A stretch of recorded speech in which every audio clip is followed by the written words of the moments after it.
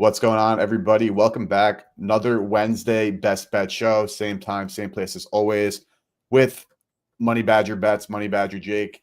Jake, we're in week 8. We have a pretty nice slate of games so far, though we do have a couple of big spreads. Honestly, a bit of an ugly slate. I don't know why I'm hiding the lead here. This is a bit of an ugly slate, but of course, we're going to find some value. What's going on, Jake? How was your week? It's good, man. It was good and bad, but more good than bad. I mean, the good part was we were just saying it off before we went live. I was on a little bit of a heater. I had 9 days straight of profit that came to an end on Monday.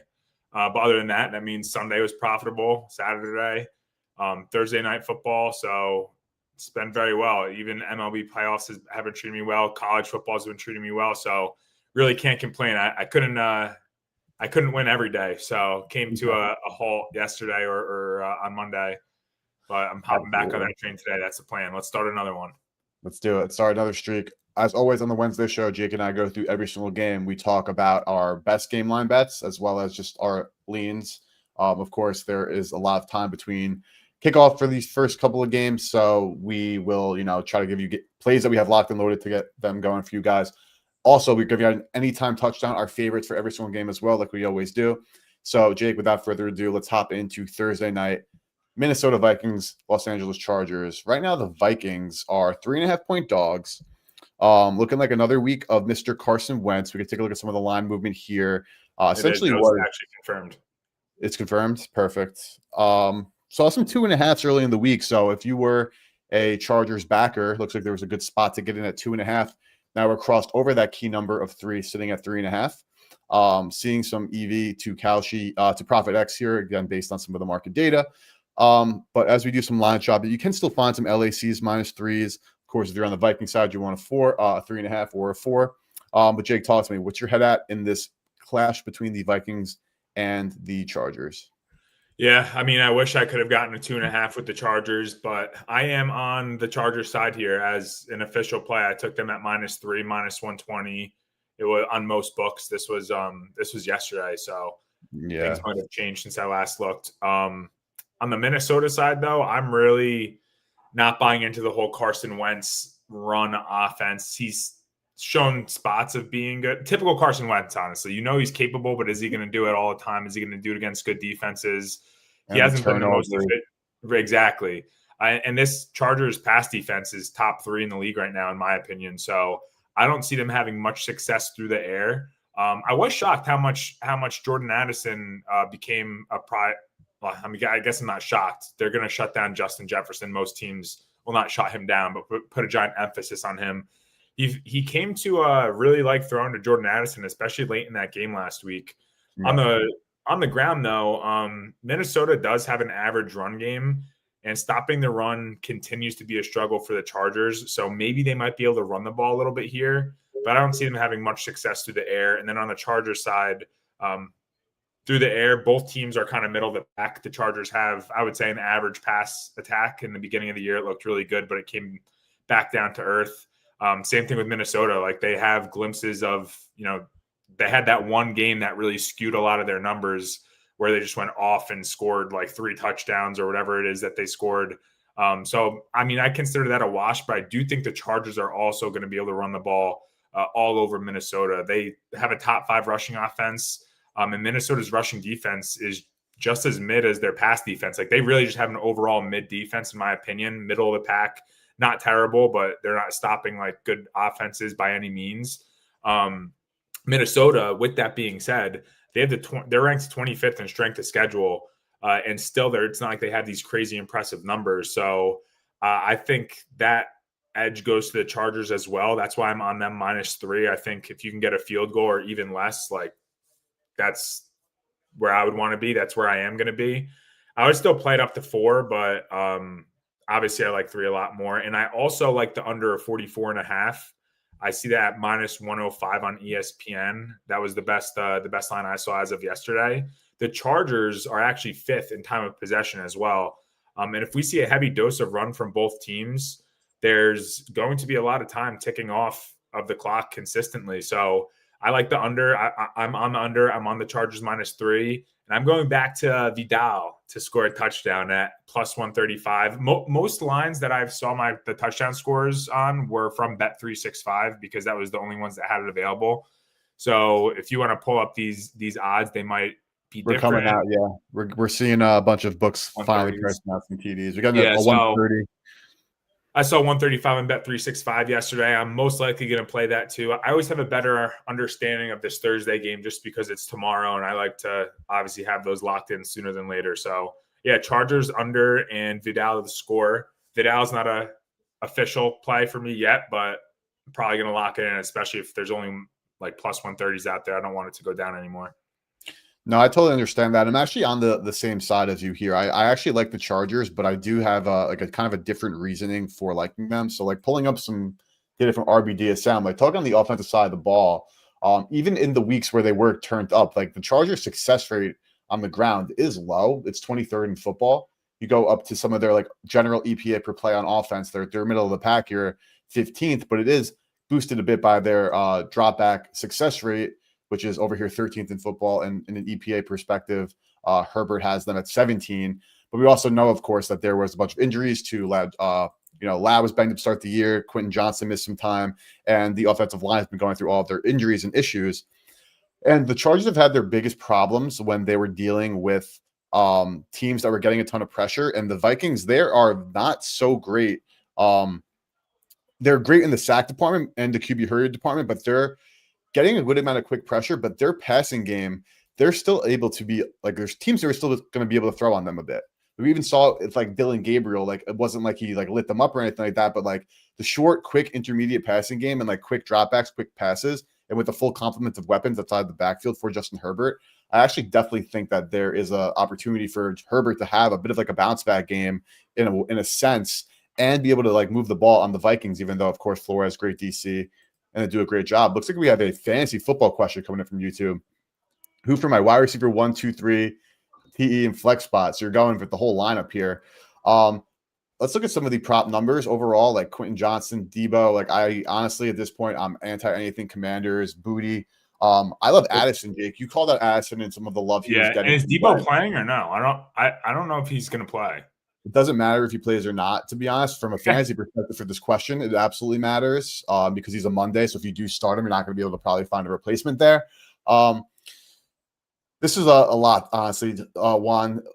Let me get back to you here. We'll dive into some more games. But overall, based on what you have going, I'm anti anything Washington with Debo and Bill. But I think definitely Jordan Addison is definitely a must start. And again, Ertz, like I know you got the big Commander stack with how their offense was projected to be, but we haven't seen that. But getting back to the game here, I like the Chargers too. I think that Minnesota, they're just not. I have a hard time backing Carson Wentz against like a very legitimate opponent, which LAC is. And looking at again what they've done, it's not like Wentz played poorly in that loss to Philadelphia overall. Like he did have some turnovers, which was the Achilles heel. And the Chargers defense does fly around. And if Herbert does kind of take those quick passes, Los Angeles does have their full playmaking unit on the outside, not in the backfield, of course. And also with the Gradson tight ends, who's been an absolute animal. Chargers passing game, I think, could absolutely be back. And I think that the market perception is a bit low on Los Angeles looking at some of the games that they played because you have, of course, getting spanked by Indianapolis, barely beating Miami, which we've talked about, Jake, many times how Miami has been staying in a bunch of games until it all unfolds. And then now, of course, last week it all unfolded, which we could talk about more in a second here. Washington, which seems like a bad loss, but I don't think it's really a bad loss because that was Washington playing like their best game of the entire season for a team that was the healthiest they've been outside of week 1, minus Terry McLaurin there. And then the Giants, who, after what they've done, I know they blew that game against the Broncos, but like it doesn't seem like that bad of a loss with Jackson Dart. So I think it is like an LA bounce back spot, as it does kind of sound a little bit crazy to say for a team that's 4-3, but based on their recent form, I think we're in a bit of an LA bounce back spot here. On the same page again. We actually did pretty decent last week. We were on a lot of the same sides or totals, and we were like, this could be really good or really bad, and turned out being pretty good. Absolutely. And from a touchdown perspective, I am interested in Ladd. He's always a guy who's on my target. I ended up playing Keaton last week, which ended up being great because he hit. Lad at plus 176 here, a profit. I'll add that to the slip here. Again, Minnesota, like they're a great defense against wide receivers, but Lad is their wide receiver one. I know Keenan Allen's been getting a ton of targets and stuff, and we can look at Keenan's price while we're at it here. But overall, I still think that Lad is still the alpha in the offense, and he has the most capabilities of creating separation and doing some positive things. And especially with the pricing here, Keenan being 150, we're getting Lad at a better odds here. I'm definitely in for Lad on this one. Just reposting the X post right now, really quick. But yeah, I also want to add though, Eric, I calculated if a 1 unit better tailed at least the touchdowns that I gave out last week. I also had the Jonnu Smith first touchdown, which we didn't talk about on here, but I did have him anytime at plus 360. A 1 unit better would have taken home over 10 units just on the touchdown plays. So not that we play them all, guys, but like we're giving out touchdown scores that have crazy value for free. So like do what you want with them, even if you're just sprinkling a little bit. But basically, if you're a variety better and you place a little bit on each of these wages, you will profit in the long haul finding good plus money plays like this. So I just wanted to say that because week 5 when we talked about it, had a good week. Then I basically broke even. I think went down like a little under a half a unit on week 6, and then week 7 last week absolutely snapped. Love that. Absolutely. Definitely trying to give you guys out some games, some early looks for touchdowns for not just Thursday, which of course is tomorrow, but for the slate. And always I'm streaming tomorrow night for Thursday Night Football, Friday and Sunday. So always got time to make sure we're locking in the best bets out there on the board. But let's keep rocking, Jake. We got your Miami Dolphins in Atlanta. Atlanta laying 7.5. We know Miami, of course, coming off getting absolutely destroyed against the Cleveland Browns in a win game, and Tua Tagovailoa doing what he does, which is turning the football over. And then we have the Falcons who coming off a tough Sunday night loss, a game where I know we were both on the Falcons to win and cover. They ended up flipping in that game as well. They still opened as like 2.5 point dogs, ended up closing as favorites, but couldn't get to the window. Now laying, 7.5. Jake, talk to me about, again, like always when it comes to Miami, one, your brain at this point with all the Tua, including the press conferences and all those conversations. And then that's the heart, I should say, then the brain with the betting perspective, because 7.5, that's a lot of points, man.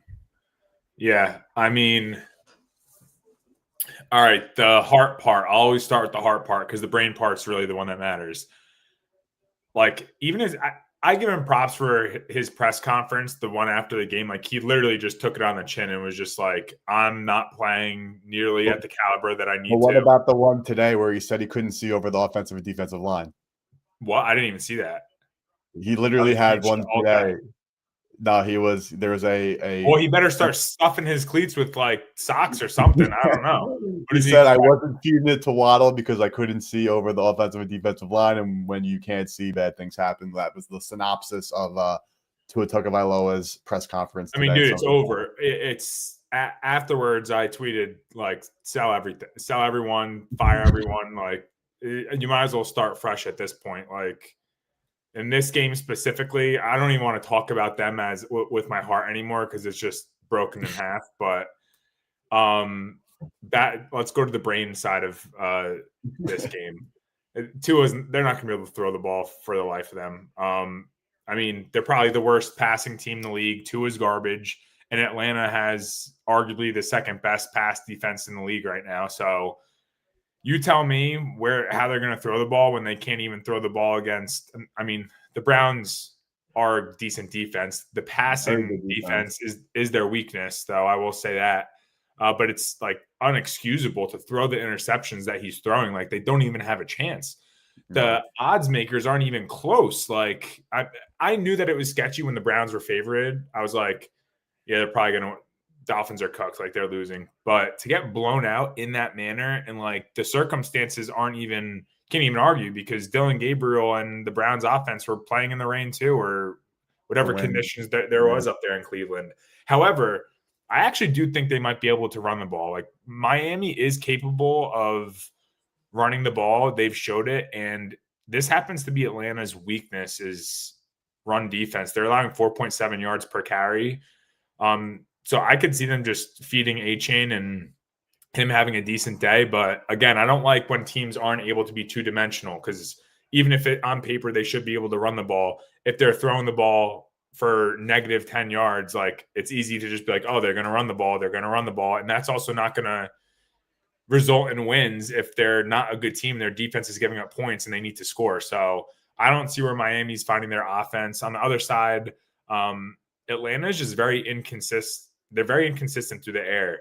But like, honestly, Eric, at this point, a blind man could probably throw for 250 and 3 touchdowns versus Miami's defense. Like, Absolutely. They're very capable. And I think this is a game where, since they're a capable team, they're going to probably turn up and they're going to have a good game offensively through the air. And I also think they're going to be able to run the ball all over the place. I think Bijan is going to run up and down the field like it's his day job, because it is. I'm not touching like a 7 or a 7.5, honestly, but my lean is Atlanta -7. If you can get that, that's what I saw yesterday. My touchdown score is I like Algier to get into the end zone at +200. He's getting pretty good usage, and if this is a blowout, he'll have tons of opportunities at the end. It's not like the Dolphins' backups are better than their starters, even if they throw them in there. So I think at 2-1 value. Where did you get this 2-1, or like what time? I was on Bet365 yesterday. Yeah, I did see it was like nice. +170 on Hard Rock, but those are the only 2 lines that were out as of yesterday. Why it went down? Snipe. Yeah, absolute snipe. 150s and what's popping, Magnifico. Appreciate you hopping in always. Yeah, that was a snipe, brother. Absolute. Yeah, that was a snipe. Well, I didn't play it. I wish I did, but it moved a lot then. Wow. Yeah, so definitely seeing some love for Algier, whether that be just because, again, as we see from some of the red zone rush attempt stuff, Algier just 1 fewer rush attempt than Bijan. Also potential for the garbage time late game where Bijan's hanging out on the bench. But speaking of garbage time and late game, that kind of brings me to where my thoughts are on this game. 44.5.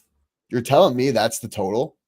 Like, I think that the Falcons, as offensively challenged as they can be, and yes, they've had some games, like, for example, against Washington, they put up a 34-piece and allowed a 27-piece.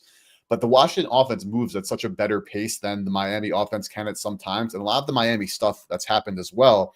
Like, for example, this was a home game. They played against Carolina. I was on the road, but that was a matchup where, again, like the Panthers defense, as they've been better this year, like the Dolphins offense is a relatively good offense.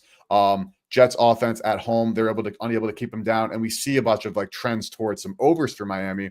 Looking at Atlanta, like I don't think this is a dead over team, and the market has definitely agreed. This got as high as 46.5 and bet back down.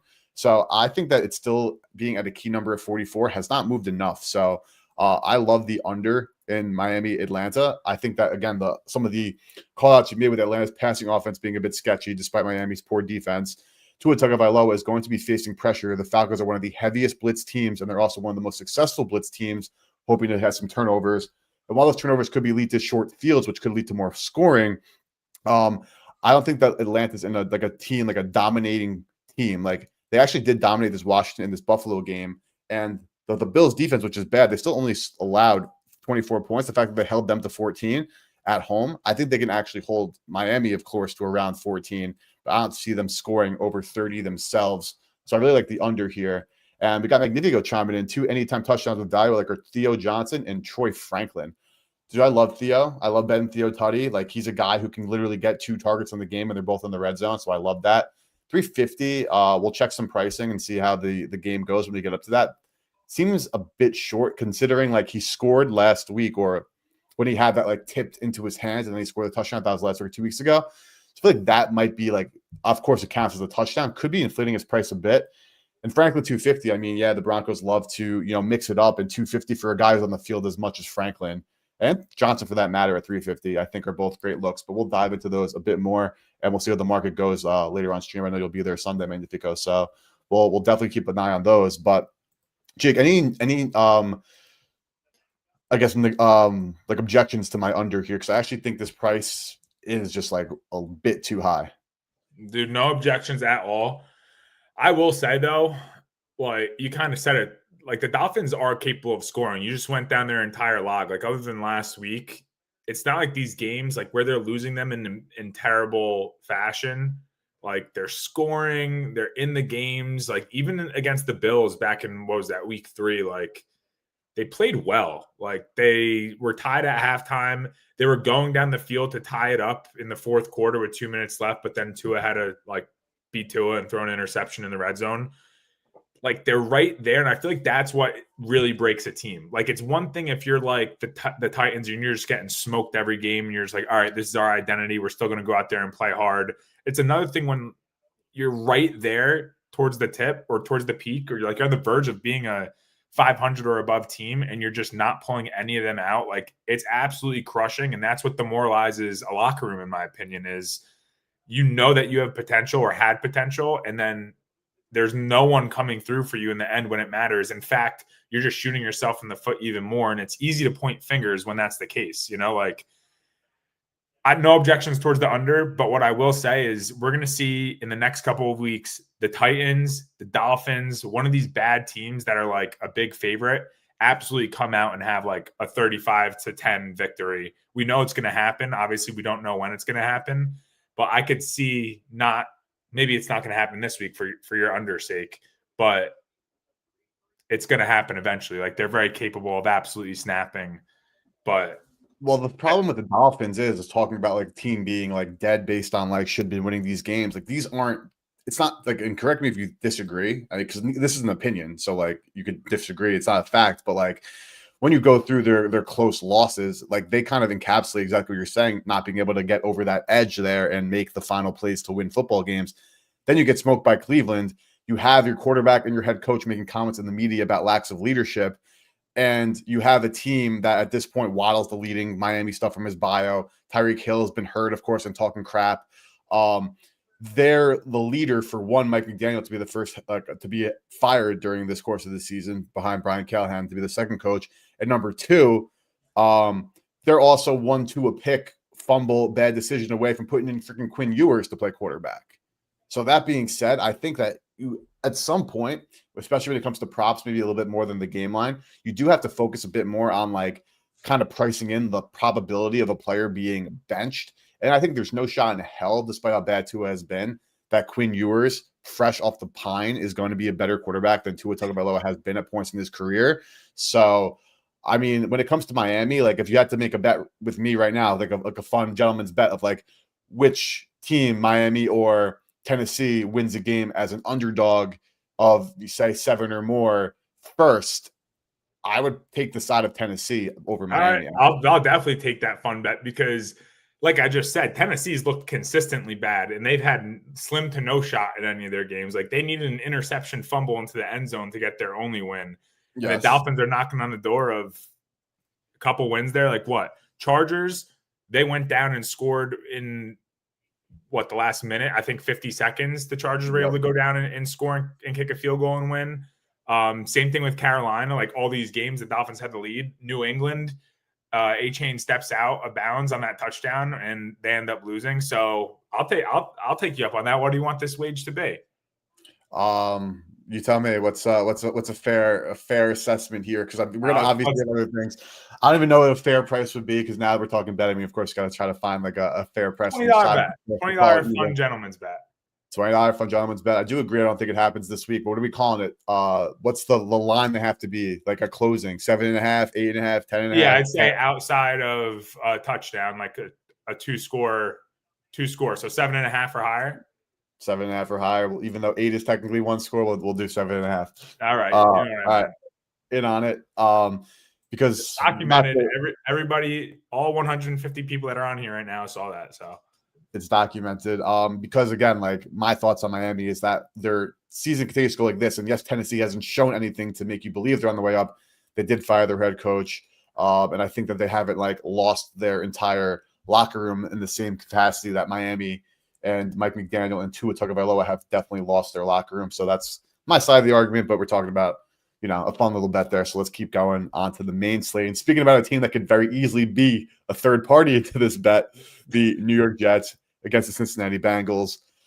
Listen, man, Woody Johnson. They're not even involved in the bet. They're by far the worst. They might not win a game all season. So I'll just leave that there. Woody Johnson calling out his quarterback in public. Aaron Glenn saying he doesn't want to announce whether or not Tyrod Taylor is starting over Fields for a competitive advantage is one of the funniest things I've heard in a long time. I guess at this point, it's safe to assume Taylor will play, though the reason why he's not saying anything is because of an injury. So if that's more serious than led on to believe, then like that could be, another Justin Fields game. And listen, obviously you can't do this, but like if I were Justin Fields, and again, you cannot do this because he's trying to still have a career. If I am starting, I would just spike it every play. I'd be like, fuck you. I don't even want to protect you for you. Like, screw you. Can't do that. Of course, you have to put on good tape and be a I professional. don't think anyone's picking him up after that. He better have a good wealth management job if he's doing that. I mean, listen, the Jets owe him, I think, I forgot what the number is. I saw it on Twitter. Like, I think it was like around $20 million in dead money if they do cut him. I don't know what that actually equates to going to his bank account.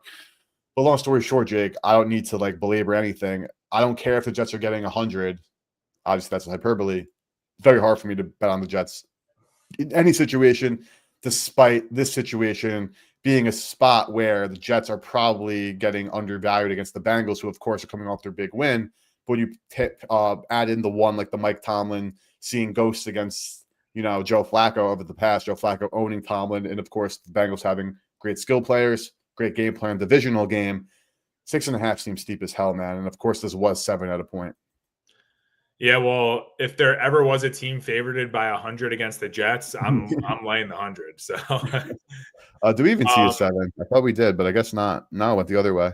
Yeah, I'm seeing 6.5s now. I'm not touching this game, honestly. What I will be doing is eyeing up T. Higgins props. I think they're out now, right? They weren't last night. Yeah, while you're looking though, Flacco is clearly getting the ball to his playmakers. Jamar had like 20-something targets the last 2 weeks, but Higgins is still getting his. The first week with Flacco, he had 8 targets versus Green Bay, and last week he had 10 targets. So I'll be eyeing up if his number, what is that? 53.5. Touchdown 145 Hard Rock. Well, touchdown he's my touchdown score here too. I have it at 145 as well on Hard Rock. 53.5 does look pretty nice. I might be a game time decision on that, but if there's anywhere that I would go, I mean, I don't feel comfortable laying a touchdown basically with Cincinnati. Definitely not taking the Jets side. But for one thing I do like is Joe Flacco will get his guys the ball, or at least give them chances. Like that's all you can ask for. He's going to get the ball up there. He might take a couple hits. They might be losing. They might be winning. But he's going to throw the ball to his guys regardless and let them make a play, especially if they're doubling Jamar.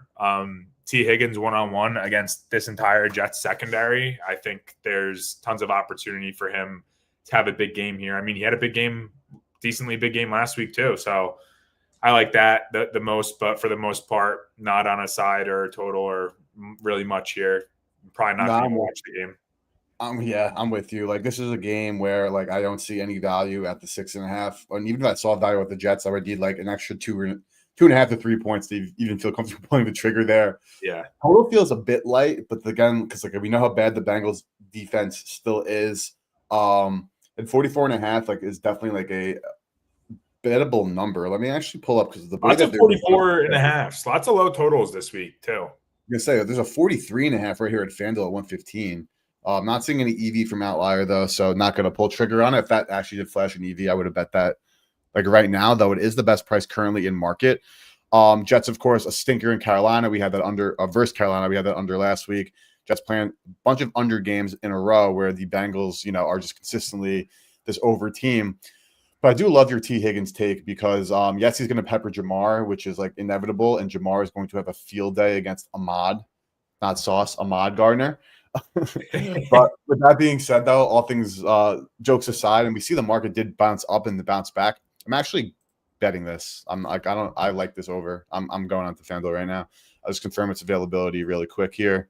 Is Tyrod Taylor playing? I thought I got a notification from Sheffy earlier today that he's officially listed as questionable. No, he is questionable. Then Aaron, what's his name? Aaron Glenn, the coach, said he's questionable. He has dealing with a knee injury, so he's not questionable because they're still like deciding what they want to do with the quarterback injury. Questionable with knee. But either way, I don't actually think that Tyrod Taylor is an upgrade. Like, don't get me wrong, Justin Fields is like the worst of the worst, and we'll pull up RBDSM quickly and look at some of his numbers that, of course, confirm that. Like, Justin Fields is abysmal. But with that being said, How is Tyrod Taylor this year like really better? The only argument you can make in that case is that he is, of course, a bit more accurate with his throws because, like Jake said about scoring on the Miami Dolphins defense, if you're blind, you're probably more accurate than Justin Fields. So yes, you're going to have that advantage, but in terms of creating big plays with his legs, yes, Tyrod's mobile, but of course Justin's more than capable. Breece Hall's actually been great, even in stacked boxes. So if the Cincinnati Bengals do stack the box, which they probably will do, whether it's Tyrod or Fields, Breece Hall to produce is not out of the question, despite his lack of general scoring this season. And speaking of, I'm going to look at some props right there, but no, I think that this could be an over spot. And I actually, as dead as the Jets are and as bad as they are, like I would never touch them with the spread, but I wouldn't be shocked to see them score points this week. And I think instead of the fuck you that I was saying for Justin Fields to be to spike the ball on the ground every game, every play, which obviously would never happen. The real FU, in my opinion, though, at this point, and really no odds for Hall, TD just yet, is for him to play with an injured Tyrod that can't go and ball the fuck out. I agree. I think that's always the answer, dude. Like if someone's throwing shade on your name, on your brand, whatever it might be, there's no better way than just sticking it to them by action. Like absolutely, words say a lot, but actions speak louder than words, and it's cliche as hell, but so true. Like there's nothing like shutting somebody up by going out and like proving them wrong through your actions or through your play. So. And it's a shame because I kind of like Justin Fields. I always felt like he got the shit end of the stick at Chicago, and I always thought that he had a lot of talent. Even the beginning of this year, like he wasn't god awful. Like he was scoring and moving the ball, and he had the chemistry with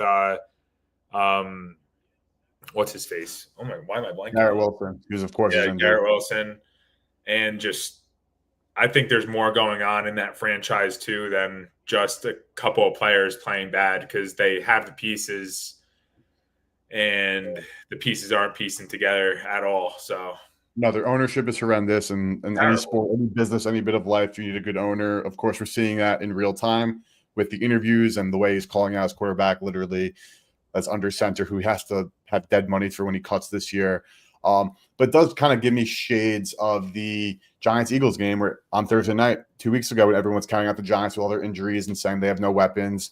Well, the Jets, you look at them, the only weapon they have is Breece Hall. The rest of their receiving core is laughable without GW.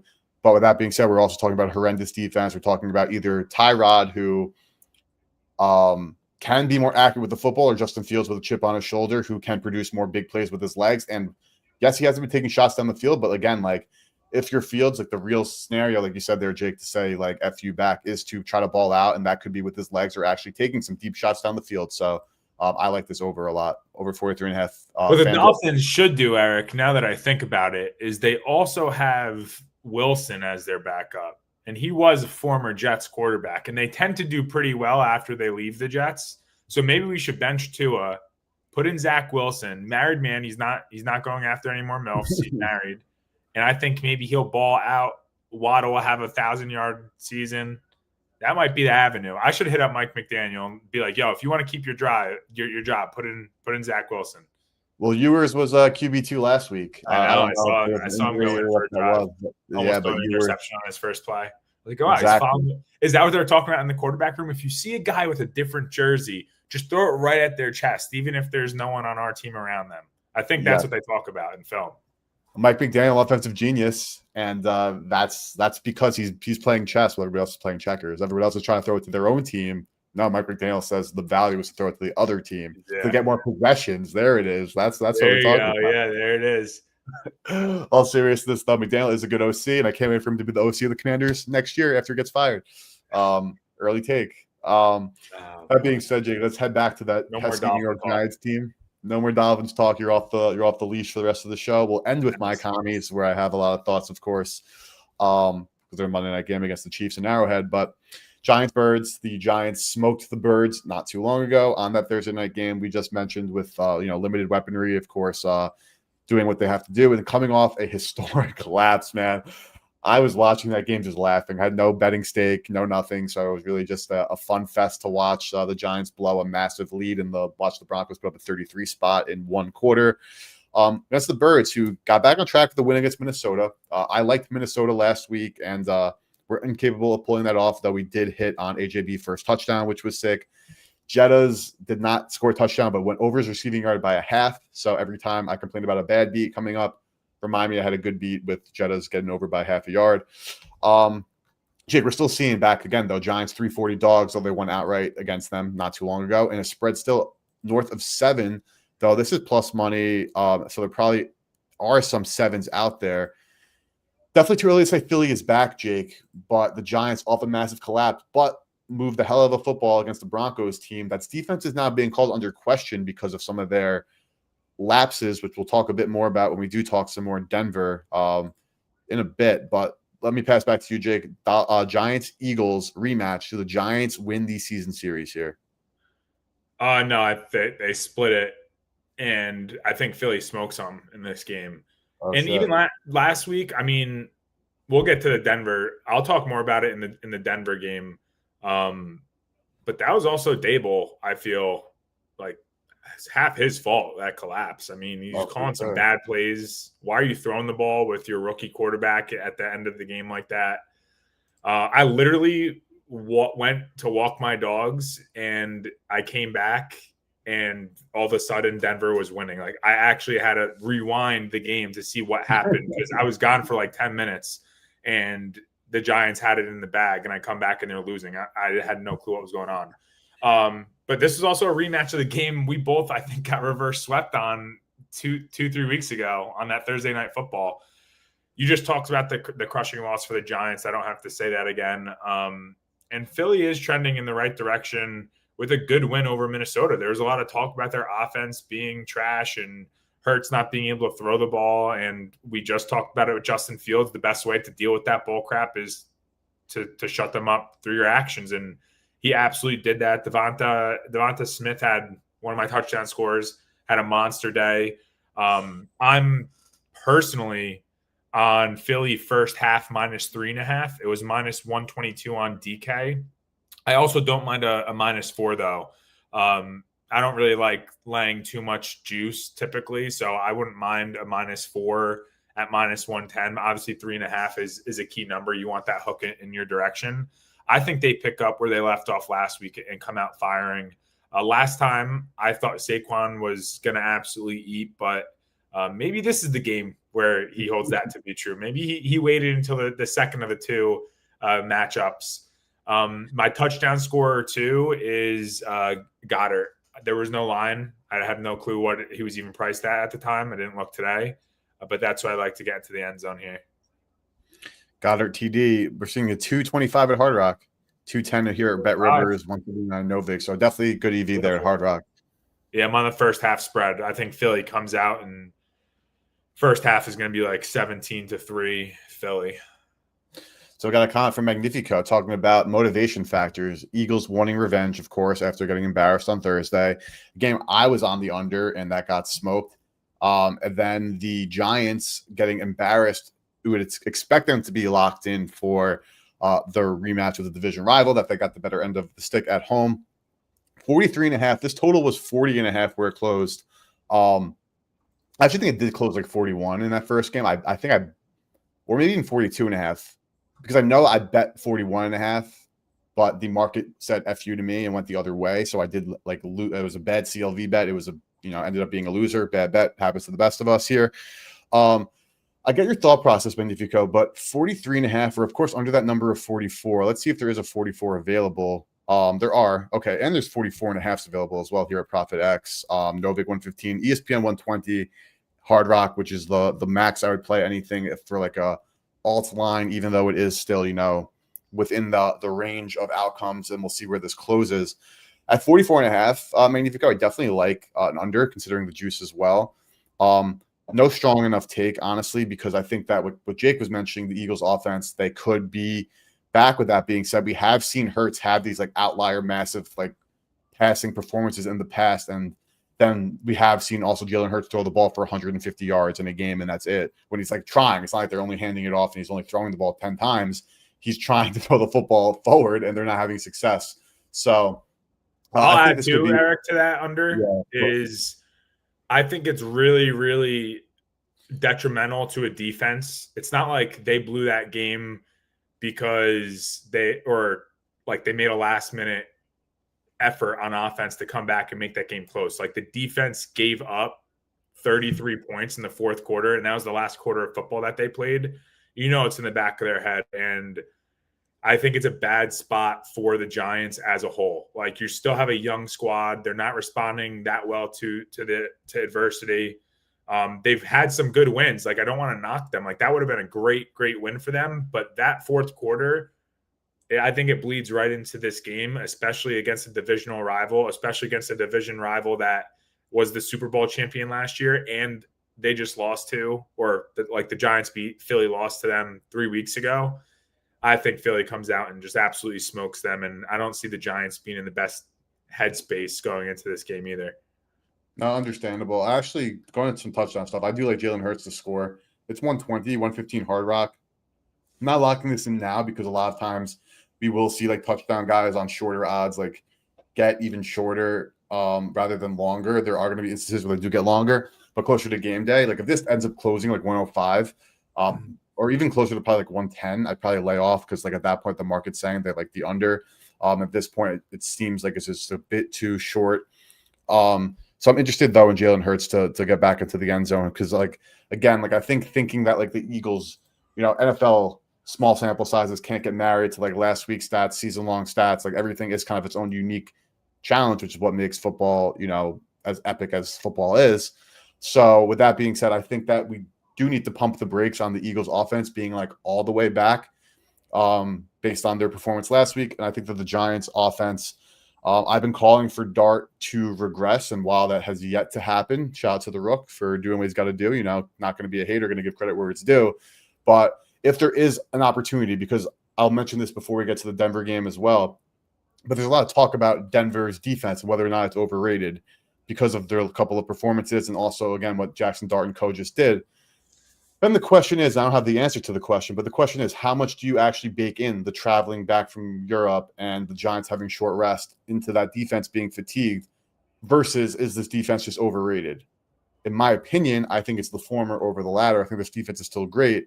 So I don't think that this is more of like a situation where you kind of back the Giants thinking like, okay, like the Eagles defense, or even the over thinking like the Eagles defense really isn't great. Giants offense still is good. I think they just had a couple of very good scenarios. And I know I said this last week, but I think this actually does encapsulate it more. Like if there is a spot to really kind of gauge Jackson Dart and how good he really is, because again, there's levels to this. You could be good, you could be great, you could be elite, you could be decent, which could still be enough to like elevate your team, or you could just be, horrible. Or lucky. Absolutely. I think that playing the defending Super Bowl champion that is still a top 3 roster in football for your second time in a season, especially in 3 weeks of even, is actually the litmus test for how good this offense under Dart and Scatterbo actually can be. Yeah. And shout out to Jackson Dart. He was my touchdown scorer last week, plus 360. So he was another one I had. And do you find it odd that all these teams have options to there must be some sort of strategy to not take the bye off of the travel? So it's a great question because I know that the NFL does allow you to like elect what to do there. So when it comes to like these are both unprecedented situations. Like these were like times like so I don't know what the strategy was. Like maybe the strategy is like I don't know. Like maybe Sean Payton was looking at the schedule saying like I'll take my chances against the Giants to have my break, and maybe the Browns, because the Browns also are a very analytically run team. Like I would have to assume there was an advanced analysis into that decision making to some degree. I would have to assume, but I don't know all the facts because if the schedules weren't out by the time they had to make the decision, then obviously that's all moot. But I would have to assume there is some gamesmanship there. Yeah, that's what I'm thinking too. It's like, oh, we'll come home and whoop the Giants really quick and take our bye at a more strategic time, but still, it's still the NFL. Absolutely. I'll get more into you're talking about Denver's strength of schedule. When we go over that game, that's a big emphasis that I actually have. Awesome. We'll get to that shortly, but let's go Chicago Bears, Baltimore Ravens. Obviously, the question is Lamar Jackson. Let me do a quick Lamar search on Twitter because the last I saw, he's back. I'm fully back. I saw questionable. I believe so. From what I saw, he's active this week, unless something pops up in practice this week. But I saw He's a playing. return The line shows it.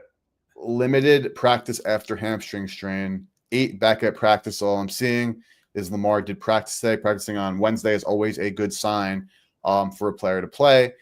With that being said, Jake, Well, I the know you. Ravens minus 6.5 kind of show against the Bears. I don't know. I don't know if that's true. I think it would It's be not against higher. the Titans. I think it would be higher. The Bears suck.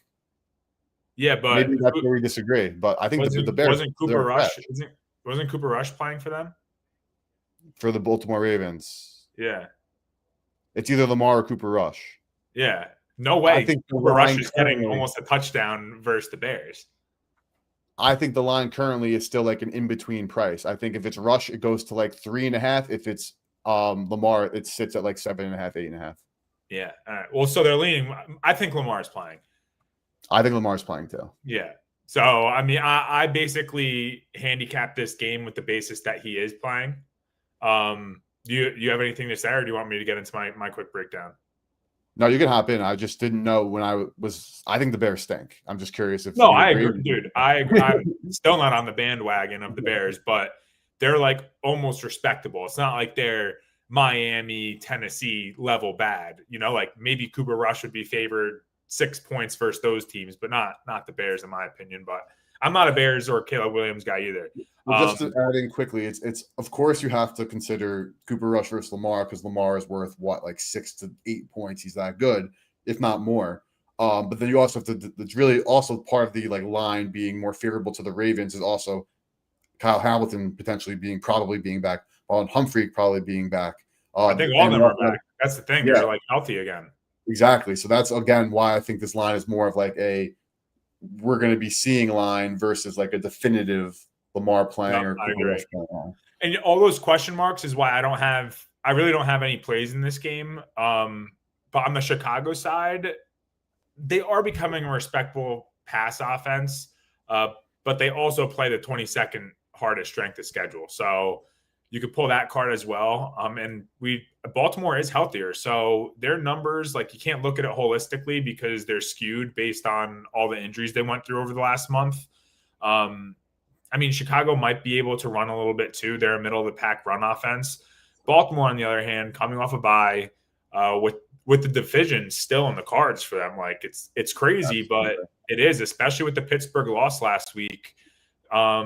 So I think Lamar is going to be able to throw all over them more so, which I think they're going to do. I think the concept of this game is going to be to run the ball down their throats. I think they're going to be able to run up and down the field against Chicago. Baltimore is still a top 3 rushing offense, and this Bears run defense is terrible. I think Derrick Henry is going to have a monster day. You could tell because he's only plus 240 to score 2 touchdowns. That's how you know he's projected to do something. But I'm going to lean Derrick Henry over his rushing yards. But the touchdown score I like is actually more at plus 250 on Bet365. I do think that Baltimore is going to dominate majority of the game and majority of the time of the possession. They're probably going to be winning the entire time. I think they run the ball also with Derrick Henry. It takes more off of Lamar coming back from injury. Like, let's not strain him out. Let's not have him put him in bad situations to get re-injured now that they're hitting the heart of the season with the division still in grasp. So I think huge day for Derrick Henry, and he's due for one. There's no better spot than against the Chicago run defense that's just terrible. Well, obviously, very small sample size would have the bye mixed in as well. Only I quickly will say I'm definitely looking at Zay Flowers. I have to look at some prices, of course, when more of them come out. But if Lamar is playing, I'm definitely intrigued by his number 1 target again against this Bears defense. But the Bears since week 4, so that was they had a bye. They played Washington and they played whoever they played last week, the Saints. The Bears, big bad Saints. They're first in rushing EPA on defense. So their rushing defense, the emphasis that they put in based on how bad they were, in the beginning of the season, like they definitely did hone in on that during the bye week. We have seen some positive results. But the reason why I think the Bears stink and kind of why I'm definitely leaning toward Baltimore here and why I think this spread is like absolutely fair. The Bears are winning the turnover battle.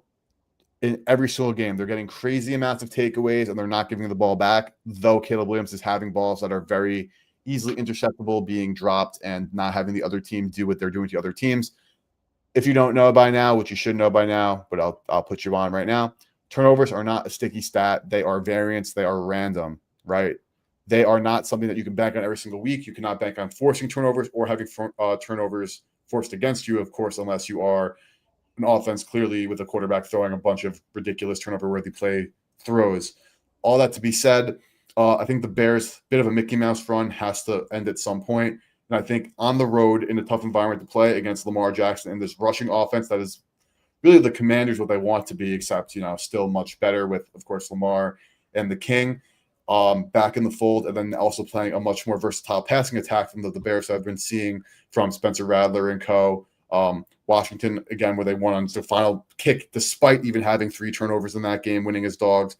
And then we know what happened with Las Vegas in that really close game against the Raiders team. That is freaking abysmal. So Bears are stepping up in class legitimately. They're getting priced as if they should be, facing a much better team. And I think that the Ravens are absolutely live to win this one. And I do think Zay Flowers, it's hard for me to, declare it now with only a price of $365 realistically. But I'm very interested in Zay Flowers pricing for a touchdown because I think the man who was dominating the target share with Lamar Jackson healthy and is clearly their number one target when he finally gets his boy back under center is going to go back to the roots there, especially in this matchup against the Bears defense that is not really good in the secondary at all. And Lamar, you have to kind of think what probability of or what percentage of health is he at? It's obviously not 100. You can't really price that out. But with that being said, we're not talking about Lamar trying to make things happen on the ground, which is something even he has avoided in recent memory. He has done his best. He's a pocket passer. He's a quarterback. He's a hell of a player. I think that Zay Flowers is live, and we will check some better numbers on stream on Friday and Sunday to check that out here. But I think it's Ravens or nothing here for me. Good, I have Zay Flowers on fantasy. I've been waiting for Lamar to get back. I had to put him on my bench last week. Yeah, it's tough. 2 weeks ago. I'm sorry. Ravens minus 5.5 here at Profit X. Any other blinds here? Nobody's last week. They had to buy. Ravens minus 5.5 because we can see some availability for that. I'm intrigued. So screw the 6.5. There's a 5.5 in market available. Absolutely interested in that as well. And of course, I'm adding outlier to my bet slip. All the plays that Jake and I are talking about for touchdowns, as well as, of course, game lines. So we can go through everything that we have toward the end of the show here. Jake, let's keep ripping here. A couple more games to go, of course. 3 more games for the 4 p.m. slate. We got quite a few to still go through. Niners Texans laying 1.5 points. I know a lot of people on Twitter, the trap line people that we don't necessarily agree with, but they're out and about and they're saying that this is a trap line. They don't understand, can't wrap their heads around the Houston Texans who. Dude, that Monday night 10 o'clock game, I don't think it has anything to do with the time, because if that was a good game or a fun game, I would have stayed up gladly and watched. That was like watching paint dry. That game. I stayed up because I had the under that. I stayed up for literally nothing because Houston had a score with 2 minutes left in the game, but I think we were both on the under. Yeah, no, I ended up betting the Texans, which was just as annoying and bad. You took the Texans? Yeah, I mean, I want no part of this game. So if you have anything to say, I mean, there's a bunch of injury news still. Houston's offense, I just think they're confirmed not good. I lean towards the under of 41.5, and so gross I don't even want to take a touchdown score. So you got anything for it? I'll keep this one quick. No, Nico Collins questionable, which is obviously a big thing with the concussion. Nico is the heart soul of their offense. I get why the Texans are favored because their defense is so damn good. I know that Seattle kind of had their way with them a bit and they could only score defensively. But with that being said, Mac Jones and co have not done anything really too impressive. Yes, they find ways to win games, which you always have to give credit for. I talk about with even Jalen Hurts and the Eagles, you win football games, you deserve credit for winning football games. But with that being said, they're winning ugly, and they lost to Tampa. They beat the Rams in a game we all know they probably should have lost a million times. Lost to the Jags, barely beating Arizona doesn't seem as attractive. And on the Texans side, the offense is abysmal, but this Niners defense I really don't think is that good. They place a hot and cold team, And if anything, to me, it is the under. So I am saying I do understand why this line is this way, because the Texans defense could seriously, give some problems. They're physical. They move side to side with speed. They play well in the secondary. But this offense, we've talked about it. I said it even last week. I bet the Texans because I was kind of hoping, but was thinking that Sam Darnold, like the cliff could finally be fallen off of. But when, you're getting a couple of a safety, some other defensive stuff going on in this offense for the Houston, especially if Nico can't go, this line is absolutely going to flip. So that's what it was, because I was on Seattle. I was on Seattle -3 as we were on opposite sides. I thought you were on the under too. It was like my gun to head under, but like actually I bet the Texans and lost. I don't think Nico Collins is playing. I'm pretty sure he's out with the concussion. I wouldn't be shocked because when you get hurt on Monday to go through the whole concussion protocol, like isn't it a 7-day minimum? I don't think. I guess RotoWire still has him as questionable, but action not participating in. Nico Collins nor Christian Kirk participated in practice today.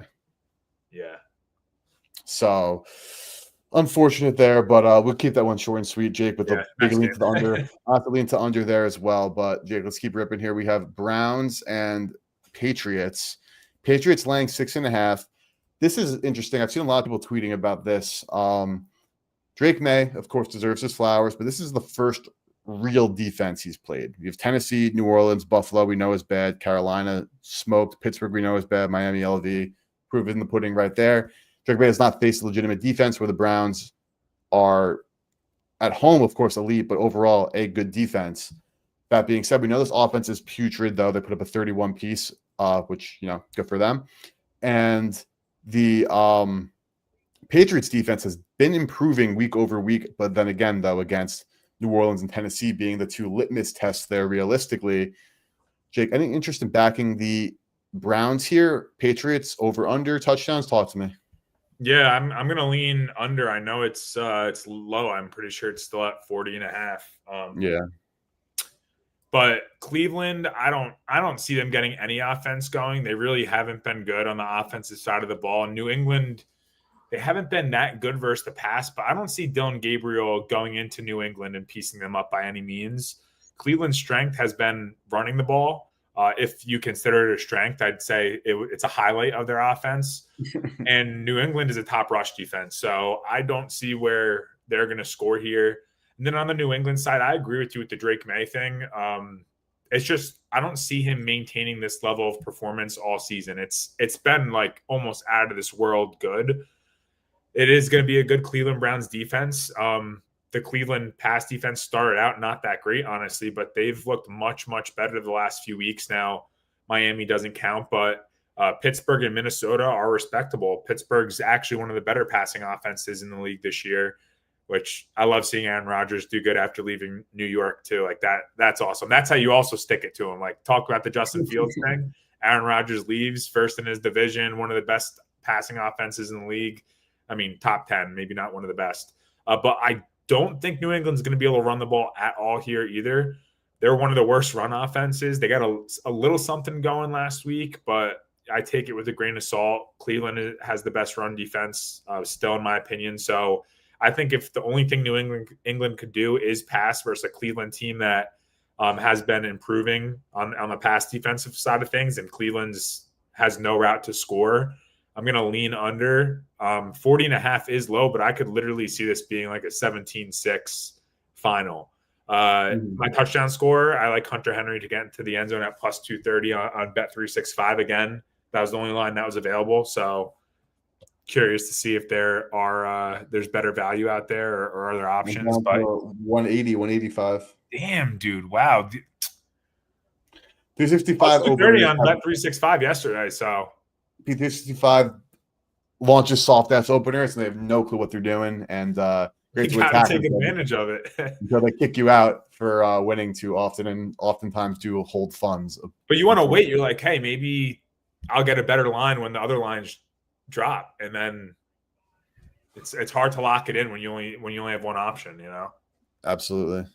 But yeah, lean under for me. Lean under. I get it. I don't have any really strong take here.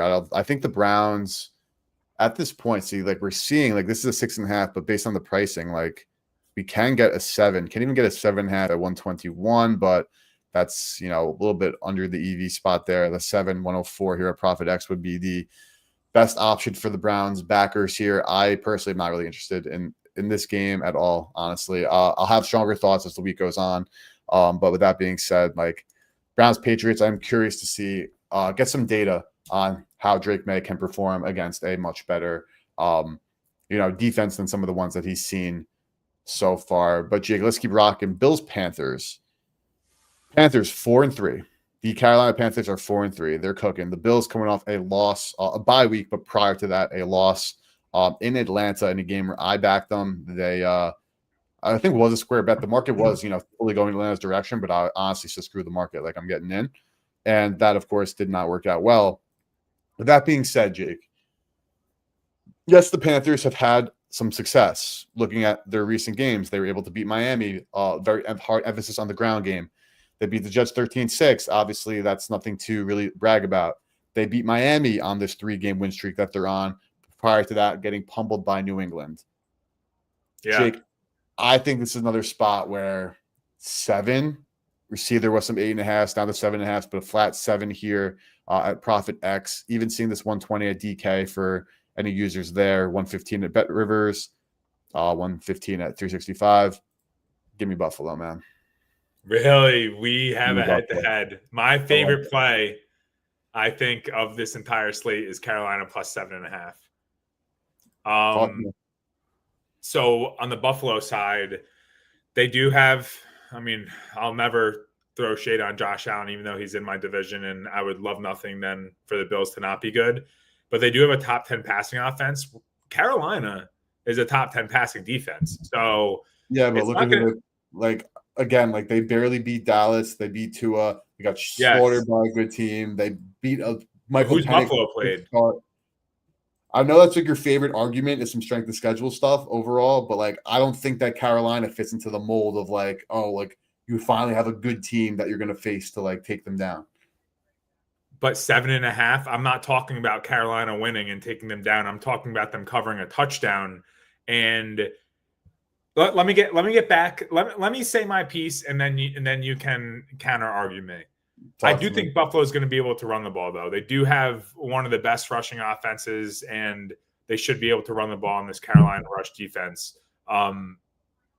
Carolina is not terrible versus the run, but I think the Buffalo O-line should dominate in this aspect. And then on the Carolina side, I think they might be able to pass a little bit. They have been starting to click through the air. They're nothing special, but this Buffalo pass defense is also nothing special. Like they're just not a good defense, in my opinion. I also think Carolina is going to absolutely run the ball all over Buffalo. Buffalo is the worst rushing defense in the league right now. Rico and Chuba should have their way. Rico is clearly no joke. It wasn't just like he beat up on a couple teams. He went for over 200 yards in back-to-back weeks, total yards. And then he still rushed for 80 yards on 4.6 yards per carry last week. So, yeah, it wasn't like the 200-yard day that he has been having, but he was still being super effective. And it's not like he had one run there for 30 yards that skewed that number. His longest run of the day was 13 yards. So he was just consistently getting the ball and getting a good chunk of yardage there. And yes, this is versus the Jets, but Buffalo's even worse versus the run. They're dead last. So I think we see a heavy load of run on both sides of the ball. And I think they match up pretty well, honestly. I'm not saying Carolina is going to win, but these numbers are too close to not take the home team getting over a touchdown. And whatever, I brought up the strength of schedule already. Carolina is 30th, but Buffalo is 31st. So, like, I'm not seeing where Buffalo should be laying 7.5 points, maybe like 6, but 7.5 more than a touchdown. I think it's way too much. Carolina is also second in time of possession behind Buffalo. So I'll say that too. Both of these teams eat up the clock, and I think they're going to continue to run the ball here on the Carolina side because that's where they have their major edge, and it keeps Josh Allen off the field. I love Carolina plus 7.5. And I like to see Leggett get back in the end zone. I saw plus 500 for him on Bet365. Like, I don't even know if that's a real line right now, but that's an absurd line for a guy who's been pretty good and coming off of his best game. So 365, 500 is available compared to the rest of the market. If you go 365, that's a no-brainer That is bet. absurd. Leggett, like you said, coming off his best game, having 92 overall receiving yards. And McMillan's starting to get a lot of attention here, Eric. I mean, rightfully so. He's a stud, but Leggett is finding his groove too. So I think that's great value. Honestly, I think Leggett is like abysmal, and I think this is where like I think we just disagree, and they'll play it out on Sunday and see what happens. Yeah. Thinking about Buffalo, let's kind of go back and compare it to like the Bears-Commanders game.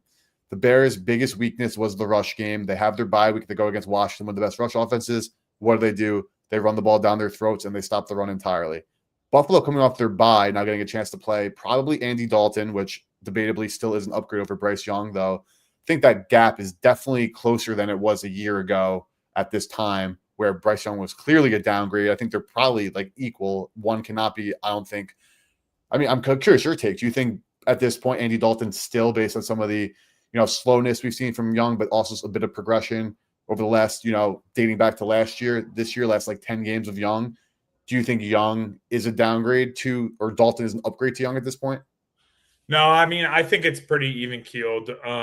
If anything, I think Bryce Young, I would prefer to have Bryce Young in there, but again, it's not really shifting a focus for me. Like, Andy Dalton's very capable of all the things Bryce Young is capable of. Yeah. Chemistry wise, I would love to see Bryce probably has a little more chemistry with these guys, especially with a guy like McMillan who's younger.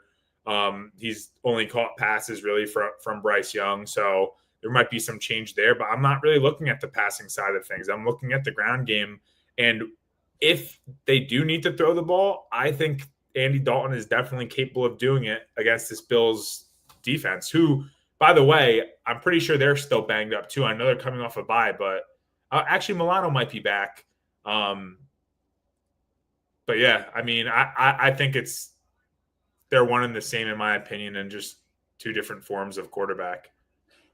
I think I agree with that take on the quarterback situation, but I do think that based on like my decided backing of Buffalo, while like I am been on like a Bills like fraud alert, like I do like agree with those takes. Like I drank the Kool-Aid for the Atlanta game. Like I mentioned, even though the market said bet Atlanta, I still faded the market at the best price and bet Buffalo, which of course was a flat out outright loser. But I think giving Buffalo like the extra week for health, for like being able to like get some of their wits about them in terms of the run game, defensively specifically. Like, I don't think this team is like, I think the spread is probably honestly fair. And if you're giving me again, like if you're taking the 7.5, you're taking Carolina, I get it. Like I'm taking Buffalo here at let's see if we can even get a 6.5 here. 127. No. So Buffalo laying the 7, the full touchdown. I think there's still just like levels to this game. And like Carolina, as much as they do deserve respect, like Buffalo is going to face a matchup where, like, yes, the Panthers defense is performing a lot better in a bunch of metrics, but they're playing Buffalo now. Now they're playing Josh. But what are those levels, Eric? Because like the Bills before their bye just lost to Atlanta, and the Panthers clapped Atlanta, and everyone was like, "Oh, it's a fluke. It's just like their one win that they're going to get all season." And Atlanta looked like shit, but then they won 4 of their last 5. Get smoked by New England right after that. Beat Miami, which we talked about being the second or third worst team in football. And they arguably should have lost that game. Beat Dallas by a field goal, which is a great W. Like realistically, like again, like this Panthers team, like the whole like Rico Dowdle like run game, they built their offensive line out to be a run focused football team. Like this is a team that like didn't like luck into the run. Now they're riding on. What does Buffalo struggle against? I think that again, like same thing with the Bears. You were the guy pounding the table for the Commanders against the Bears, saying the Bears suck in the run defense. The Bears, with their extra time, took the time to full up their biggest weakness. And now through 2 weeks after that, even, it's been their best asset. So I think it's a very similar situation where I'm not. You think the bye week is the big X factor here? I think like Patrick a little bit of help. I think because like if the Panthers say would have lost to Dallas, or again, they didn't lose, so it's hard to like go revisionist. Like this could have very easily been if they lose to Miami, Dallas, and New York, which were all one-score games. If they lose two, if not all of those games, this line is 13. And you could say, "Oh, I but they agree. didn't." Like it's close.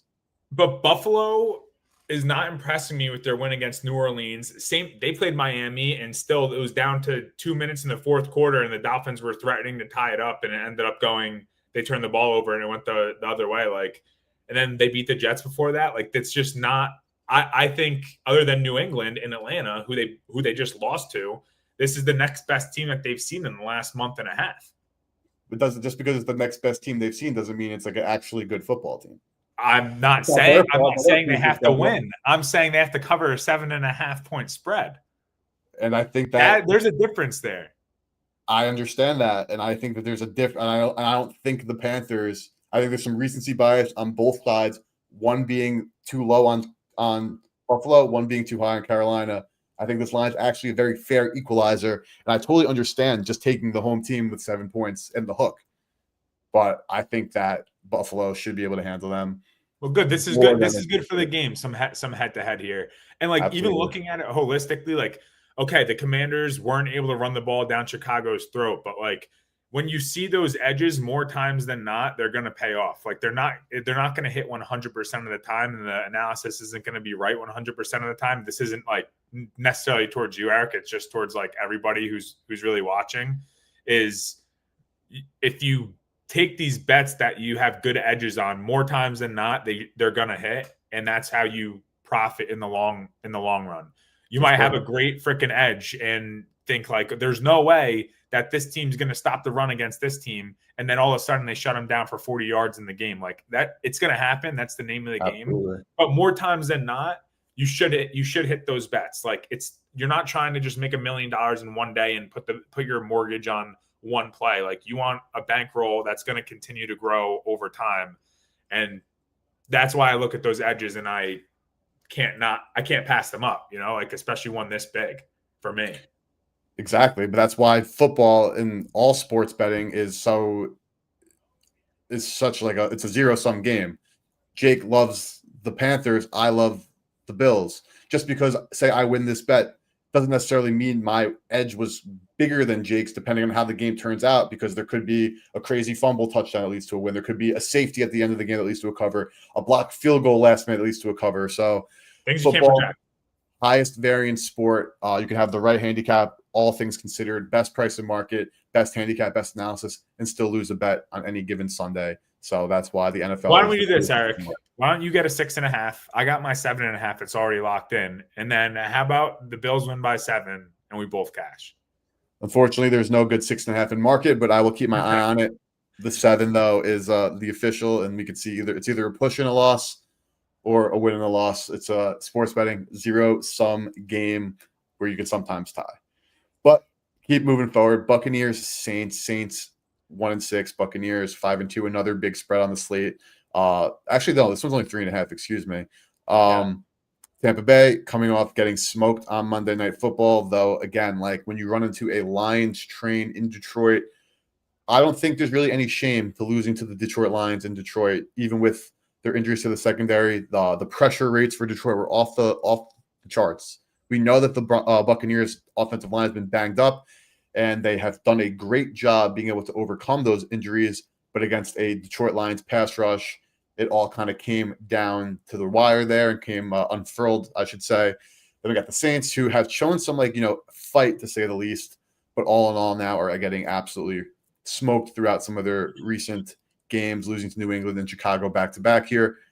3.5 because NFC South, we know that these games are always going to be tight. The Saints are still a pretty well-coached team, don't get me wrong. So, as bad as they are, we can, of course, maybe even add a fourth leg to our, Titans, Dolphins bet. Titans, Dolphins, Jets, Saints. I want New Orleans out of all those teams, honestly. I would as well. So we'll keep it to what we have it. But, Jake, is 3.5 too short here? Or do you like this home team getting 3.5 in New Orleans? To be honest, my lean is on the over here. I'm not on a side. I actually don't mind the over. The line wasn't out when I looked yesterday, but 46.5 is I'd play that. Obviously, with an over, you want a key number like 46 and a half. So 47 will clear that. But I think Tampa Bay is going to be able to pass the ball here. I think Baker has a huge bounce back. There is no shame in being a 5-2 team with all of the injuries that they've had and continue to have, and then losing to a Detroit team, one of the best teams in the entire NFC. Like, yeah. I think there's no shame in that, and I think Baker has a good game here. This New Orleans pass defense is nowhere near what they just saw versus Detroit. So I think Baker has a decent day. It's huge that Egbuka is good to go. Obviously, like, I'm pretty sure Mike Evans is done for the season. I know they said he's toast. Yeah, he's toast. His 1,000-yard streak comes to an end. Damn shame. All good things must, right? That's what they say. All good things must. And I actually think Tampa might be able to run the ball a little bit here. They haven't been good at running at all, but this New Orleans run defense might be overhyped. I backed them for the last couple of weeks, saying that this was the strong spot of their team. And they just allowed Chicago to run for 222 yards against them. They played decent versus New England on the ground, but New England can't run the ball. I just spoke about that earlier. And then another 136 yards on the ground versus the Giants before that. So these last 3 weeks haven't really been impressive. Now, Tampa hasn't either, but I could see them having some success even with the absence of Bucky Irving, because he is still out too, right? Yep. Yeah. Regardless, I think White will have his. He's been playing pretty well. And then on the New Orleans side, I actually think they might be able to throw the ball too. They've shown sparks of being good through the air when that O-line is healthy. And this Tampa Bay pass defense has struggled all season. So Rattler might be able to have some success. However, he is coming off of a horrible game where he threw 3 interceptions. He did not look good last week. But could also be a possible good bounce back spot for him. Both him and Baker coming off of bad losses. Like, let's see what they could do in a close divisional game. Don't think New Orleans is going to have any success on the ground at all. They're just a bad running team, and Tampa Bay is a top 10 run defense. So I don't see them running the ball. Tampa might be able to run the ball, but I think both teams are going to be able to throw the ball pretty efficiently. Lots of throwing, not much running equals lots of clock stopping, hopefully lots of points. So I lean the over. I think 46.5 is a good number to get in at. And Raheem Shaheed is my touchdown score on Bet365. He was plus 275. Don't know what it's looking like now, but he's been getting a good amount of targets. He got 9 last game, and he is a big play threat. Could score from anywhere on the field. So I think there's some good value there. Yeah, no, totally get where you're coming from here. I think going back to the total here, I know you're on the over. I think it might be a tick high. So it could be a potential opposite side, though I don't have nearly as much conviction as I did with Buffalo laying it. But with that being said, like, I think that the Saints, like, while their defense, is soup, and the Buccaneers, like, can anticipate them, moving the football as they've done all this season and, really over the course of the last couple of years with Baker. It just seems a bit high because I can see the Saints, like, in these divisional games, they always do get a bit more, closer. And this is obviously, it's not like a good handicap. There's like numbers to kind of back it up there. But I do think that, like, the Saints, like, they are also a bit offensively challenged, as we know from their season. And while Rattler is, like, a little bit better than anticipated, like, their win against the Giants, like, they had that fumble recovery for a touchdown. They had a couple of other turnovers that the Giants had that weren't even forced turnovers on the Saints side. Like, they literally dropped like 2 footballs, like, into the, like, on the ground that the Saints, were jogging on the spot for. And the Buccaneers going under in, look at these games right here, just going under in the Detroit game, going over a bunch before that. And that total was so high. Don't think that the Buccaneers can, of course, put on the Saints could put on the same defensive clinic that the Lions put on against the Buccaneers or anything like that. But I do think it is a tick high because I do think overall that the Saints are going to have some trouble scoring because this Buccaneers defense is great at stopping the run. We know Kendrick Miller's out and AK is obviously still AK, though, seems to be a bit on the decline there. And I think you'd have to anticipate Tampa doing a lot of the heavy lifting on the total side, which they can do. But I don't know, Jake. I think at this point, let's look at some prices for 47. This 47, 118 here. Of course, capturing the key number, I would lean toward the under in this one, but not nearly as strong of conviction. No, yeah, same. I mean, it's still just a lean for me. I have a lot of plays that I like, so like I definitely wouldn't force anything. If I have a good weekend, and that number just looks more appealing to me, it would only be over for me. So possibly another head to head, but nothing too crazy. We're not making any gentlemen's bets on stream or doing anything like that right to this second. But we are at least leaning a bit toward different size. But let's keep rocking here. It was boring last week when we just all liked the same thing. No, I love the debating banter. I really do. So I hope the chat does as well. Seeing a lot of people copping in. I have all the plays that we have taken and touchdowns we've looked at ready to go. So we will recap those in just a bit here as we finish up for the final couple of games on the slate.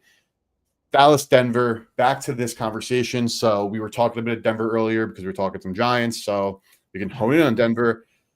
I'm going to just put it out there, and I'm curious your thoughts. I don't think Denver's defense is bad or overrated. I still think that they have one of the best defenses in football. The fact that they, again, have Sean Payton, one of the great equalizers in terms of head coach, they can overcome some of their issues with Bo Nix because their defense still is legit. I think it was a tough travel situation, and that really did show. And if you look at some of the schedule stuff, which I know you love to harp on, though, I think you also need to consider how teams, improve, whether it be injuries, whether it be, coaching, whether it be scheme and matchup game plan dependent on how teams play. Obviously not a great schedule overall, though they did play, Philly, LAC, and this revitalized version of the Giants and Indianapolis, of course, who we know beat them. Again, in my opinion, that's week 2 on the road against an offense that you didn't know how good they were going to be. Because at this point now, I don't think that defensive performance looks that bad when you think about how damn good this Colts offense is in a game where they could have won on a field goal. But Jake, I'm going on the record. Denver is not that bad, or is not bad defensively at all, and they're not overrated. Do you disagree, or do you think that they are overrated? Yeah, I do. I think that they're a little overrated, honestly. And here's why. First of all, if the Panthers play isn't my favorite play, this game has my favorite play. And I'll just come out and say it. I'm on Dallas plus 3.5 at -115, and I'm on Dallas money line at plus 150. You can get that on DK or Hard Rock. Now, I got to go. They've had one of the easiest schedules defensively.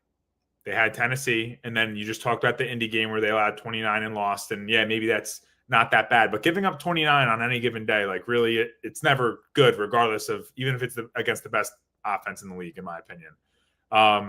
The Chargers, where they allowed 23 and lost, it's not terrible. Cincinnati with Browning at quarterback. Philly, which I'll give them that. Philly, that was a decent showing. That was also when Philly was just struggling on offense regardless. We're here this week questioning if Philly's offense is legit or not.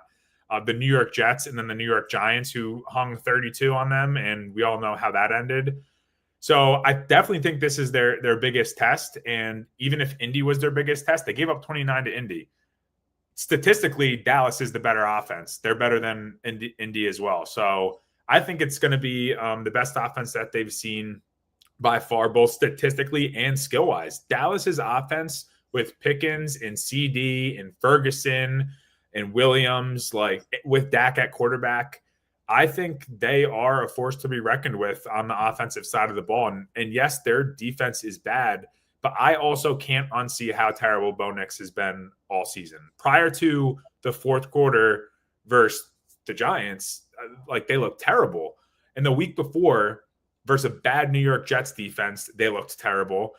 Their only good win was versus Philly, and it involved a fourth quarter miracle. They had 3 points that entire game all the way up until the fourth quarter, where they had to score 18 to have this another come from behind win. So as bad as the Dallas defense has been, I almost weigh the Denver offense to be just as bad. And I know you're not a big Bo Nix guy either, so maybe you can see where I'm coming from on that side of things. And I don't care that it's in Denver either. They just played there versus a New York Giants team that isn't good, and they really should have lost that game. And I don't think that the New York Giants offense has close to the firepower that the Dallas offense has. So yeah, I'm all over Dallas. I took the points plus 3.5. I took Dallas on the money line plus 150, and Jalen Tolbert at plus 700 is my touchdown score. That was on Hard Rock.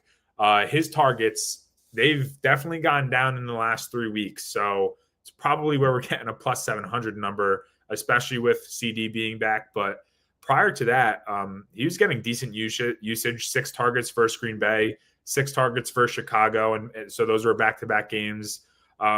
Denver and Sean Payton are good at not letting your number 1 and number 2 guys beat them. And Dak is good at getting the ball to the open guy. So I think this is a great price for a wide receiver 3 to score. I don't think – now I want to make this disclaimer. I don't think Denver's defense is fraudulent. I don't think that they're a bad defense by any means. They're still going to be a top defense in the league. I'm just high on this. Or did I say Denver? I'm talking about Denver's defense. I don't know if I said Denver or Dallas. Too many D's in there. I'm just high on Dallas's offense, especially in this spot, especially with the lack of offense that I think Denver brings to the table. So I think Denver's defense is a little overrated. I don't think that they're a bad defense by any means. They're still going to be a top-tier defense, but I'm fading their offense all day here, regardless of if it's against Dallas. And I'm just really high on the Dallas offense. So that's where my head is at. We probably agree and disagree on some things there, but what do you think? So Dallas's offense being legit, I have negative disagreements with. The Denver defense, I think that they are still top tier, and I do give them passes despite, like, again, I do, like, you know, looking at who they played, like, it's understandable why their defense has been so good. Though with that being said, like, I don't think allowing 29 to Indy is like that embarrassing. And then again, the context that is included with this Giants game, I also don't think that that's like as bad as it looks considering the context with the travel. I think that those things really do make serious implications, and that there are some statistics with the market pricing has been more efficient. But since they started doing London games, the trends have gone back toward not being as drastic of these gaps between like teams and how they perform after that, because the market has caught up to those things. But like a few years back, there were some serious edges to be found fading teams coming back from Europe, and I think that that is a very fair assessment of things. But overall, like, I wish I had more conviction on Denver, and like, because I'd love to be head to head with you on this, I just don't love like Denver that much in terms of this particular matchup with Bo Nix, because Dallas's offense with CeeDee Lamb and George Pickens at full throttle is a sight to be seen. It's a force to be reckoned with. It's honestly absolutely awesome to watch, and Denver is going to have their hands full. And I do think Denver, despite, like you said, Jake, the matchup with Dallas, will have, issues moving the football, and will have issues down the stretch here. I think the game is priced fairly. I think 3 makes sense, and I do think that Denver should be favorites, but I don't feel strongly enough to be, making a massive case against you here on your Dallas play on the money line and against the spread. Yeah, and I agree that obviously losing to the Colts isn't a bad loss, but at the same time, like, the Colts dominated that game. Like, it wasn't even close. They had 15 more plays than them. They had 150 more yards than them. Like, the score was a 1-point score, but Indy dominated that game. The same hard on you have for the Dallas offense, though, like, the Colts offense is arguably better, if not just as good, or if Dallas is here, like, the Colts offense is here. Like, you might still be underrating the Colts offense because they're like, even if they're the same, but that helps my point exactly. Even if they're both right here, even if Dallas isn't like much better than the Colts, I think they're slightly better, but I'm not saying it's a landslide. If the Colts were able to put up almost 500 yards against this Denver defense, like, so then if they're even, you would think that Dallas could probably do the same. And if they put up 500 yards of offense, they're winning the game. I'm not disagreeing. Just playing devil's advocate, because I know you are. I just like, where those losses aren't bad losses, like, they still got dominated. Even in the Chargers game, the Chargers had 376 total yards and the Broncos had 265. So over 100-yard difference there as well. So just those are decent offenses that they saw that, they crumbled against. I think those are the offenses most similar to what they're going to see on Sunday, and they just didn't perform as great. Absolutely. Let's keep rocking here. We got 3 more games to go. Titans, Colts in this one. I don't think we're gonna have too much to say because the Speaking of Colts are which, laying 14.5 at home. If the Titans do win me my $20 bet with Jake, I guess oh it's a yeah, I win. guess that's in effect right now, huh? So is the I guess we'll see what Dolphins. closing price is because it has to be like even, like Yeah, can because we if like the agree that Dolphins it's aren't, closing? Obviously, the closing price, right? yes, but if the Dolphins close at 6.5 and the Titans win this week, you technically didn't even have a chance to win. So do you get like last licks? Do you get like one more week to tie it up to see if it happens? I mean, we can make that agreement right now. All right, I'll give you last I mean, licks.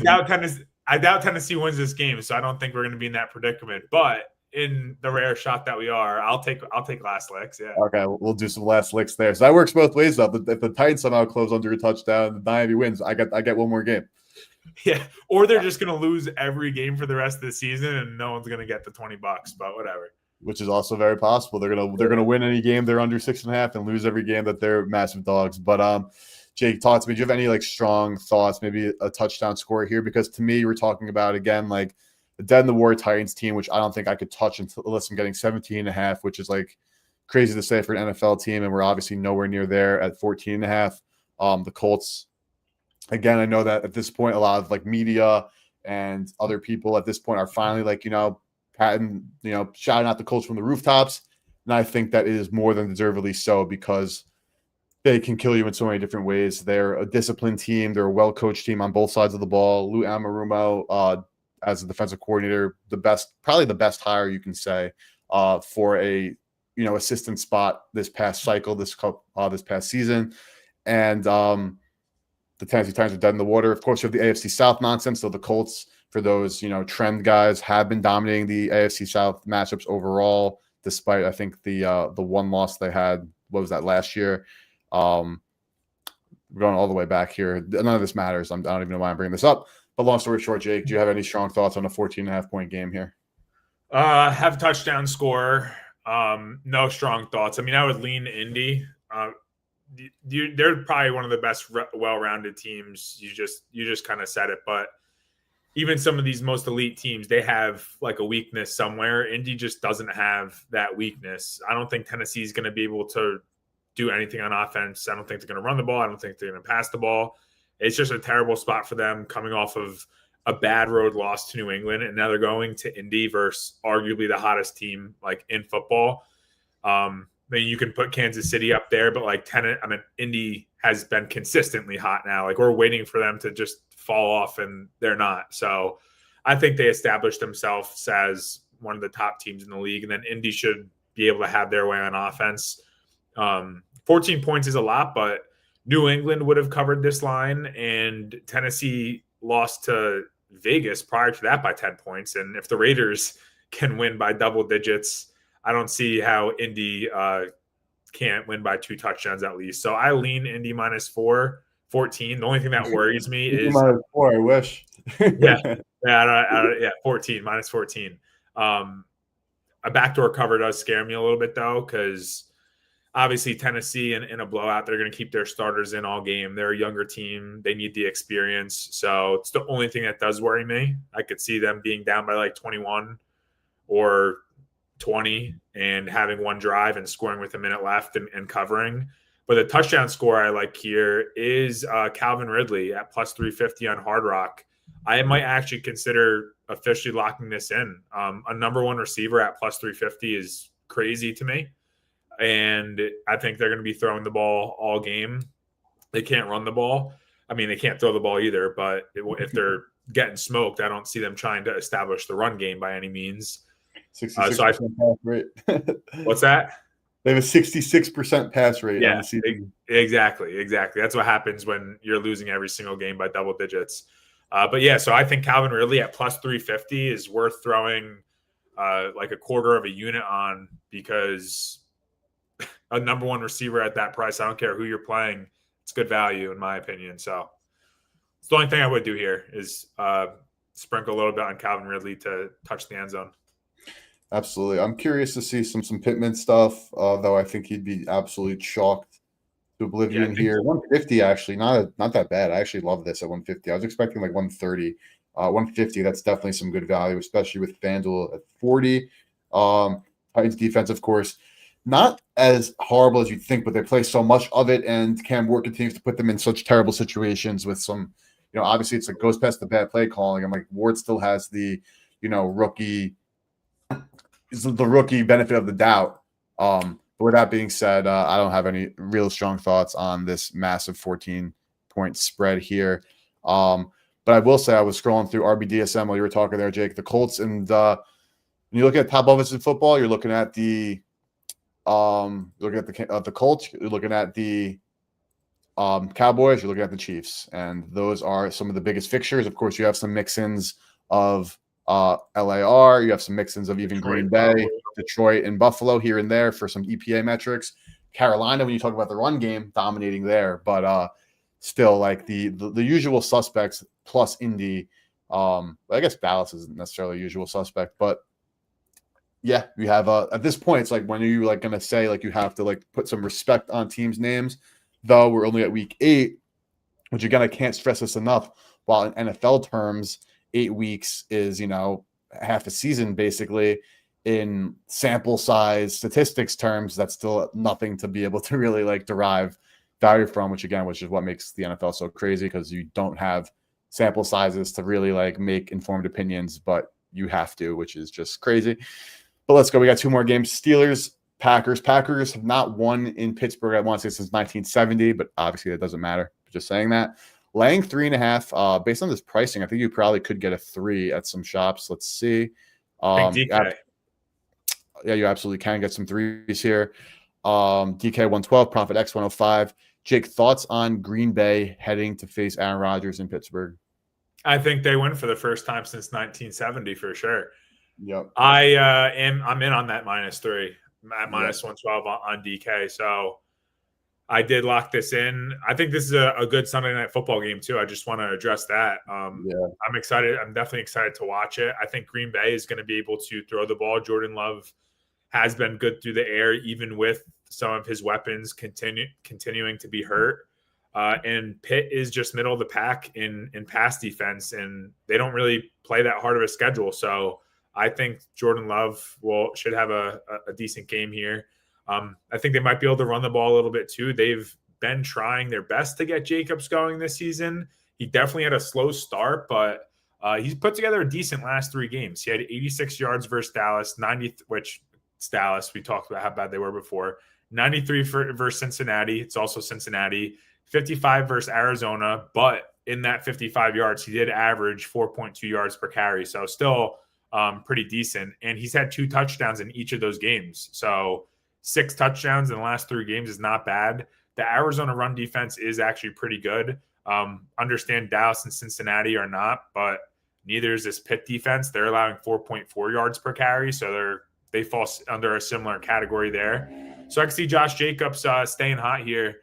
On the Pittsburgh side, I think Rodgers might also be able to pass a little bit. He's been definitely exceeding my expectations. I think everybody's expectations. He has a 105.1 QBR in the season, which is 8th in the NFL.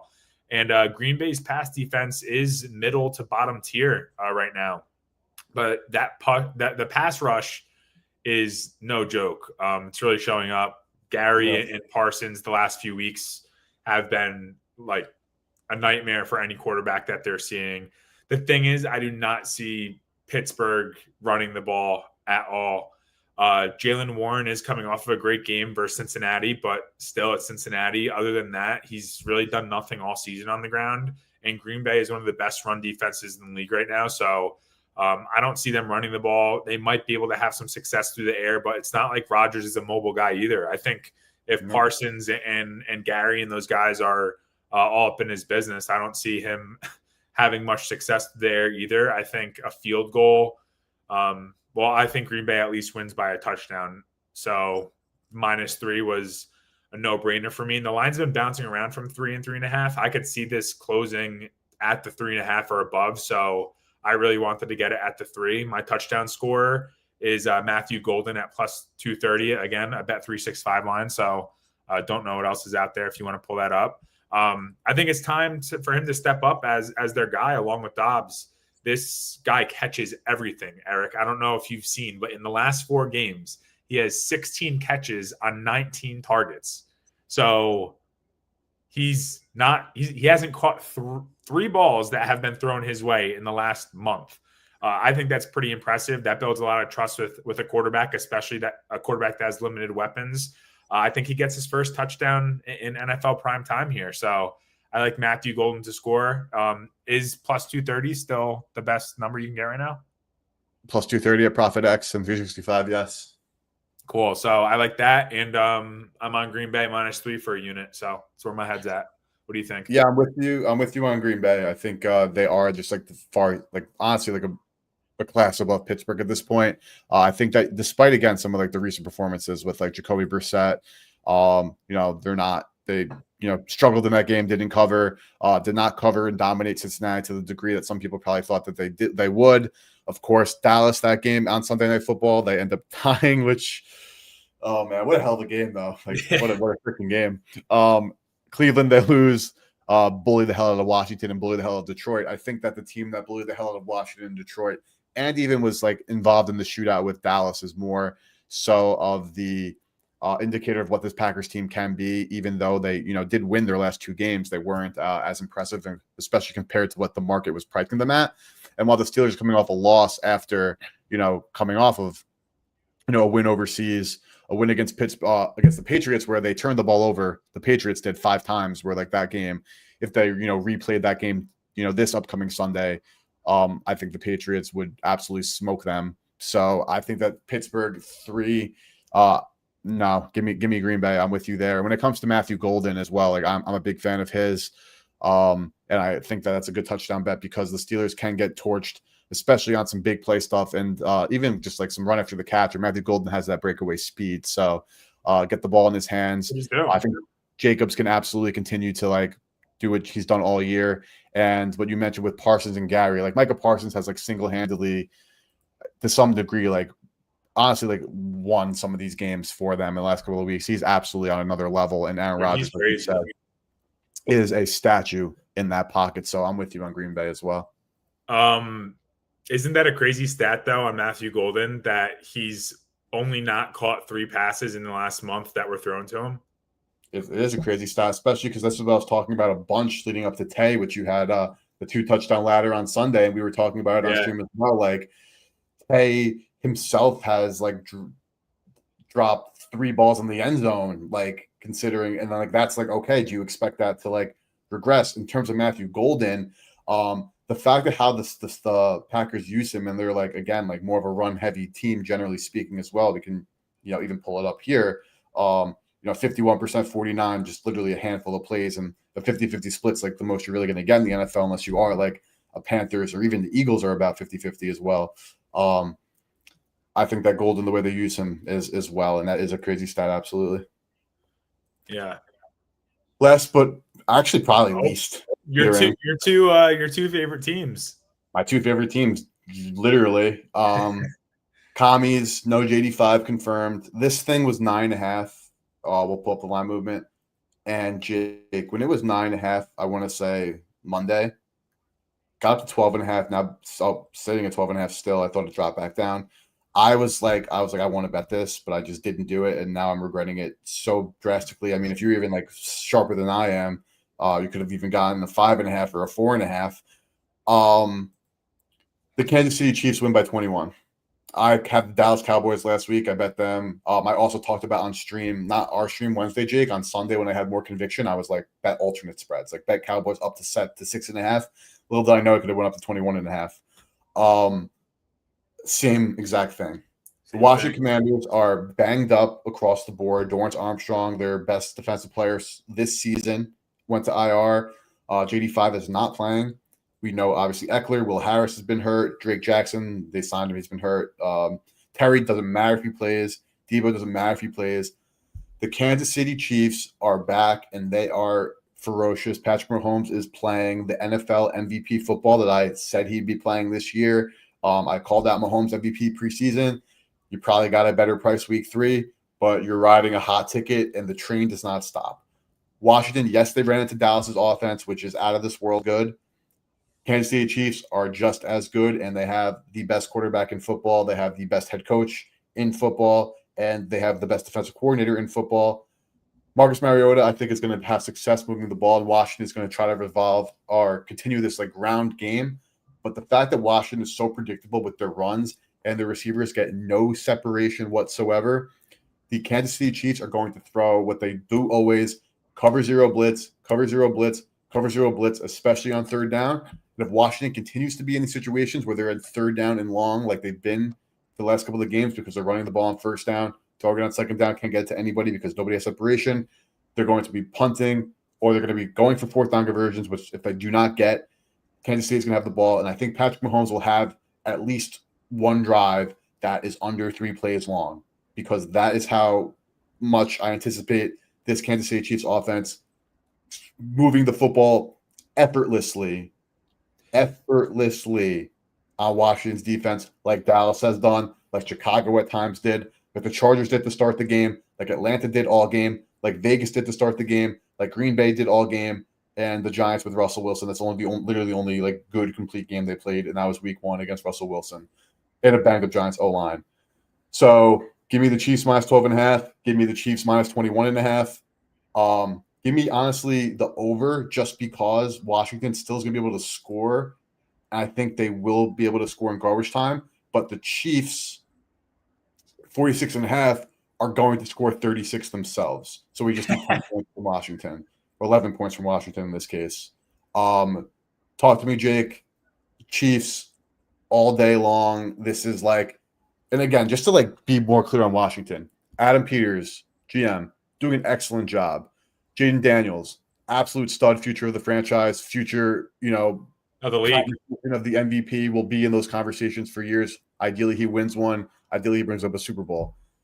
Ron Rivera, prior to last season, he whiffed on 4 straight drafts. In the NFL, you rebuild and replenish your team through the draft, and then you make your, free agent acquisition here or there. You make your one trade, and then you're able to build out the rest of your roster. Think about all the good teams they built through the draft. They add their finishing touches through, free agency or through a trade. Washington has had to do so much in free agency because the last 4 drafts they have, I don't remember the exact number, but they have 3 players that are still active.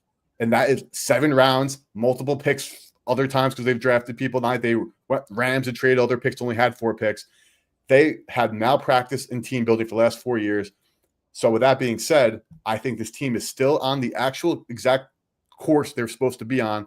Last year blew up all these expectations because JD5 hit the ground running. They played a terrible strength of schedule. They played backup quarterback after backup quarterback.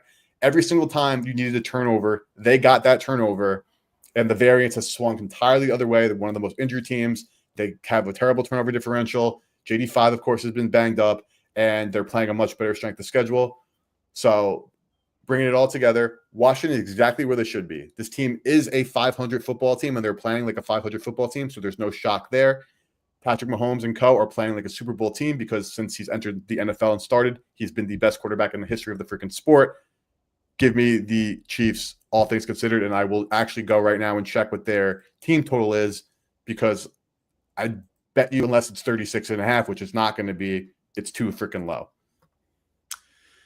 Yeah, I mean, it's hard to follow that act there, Eric.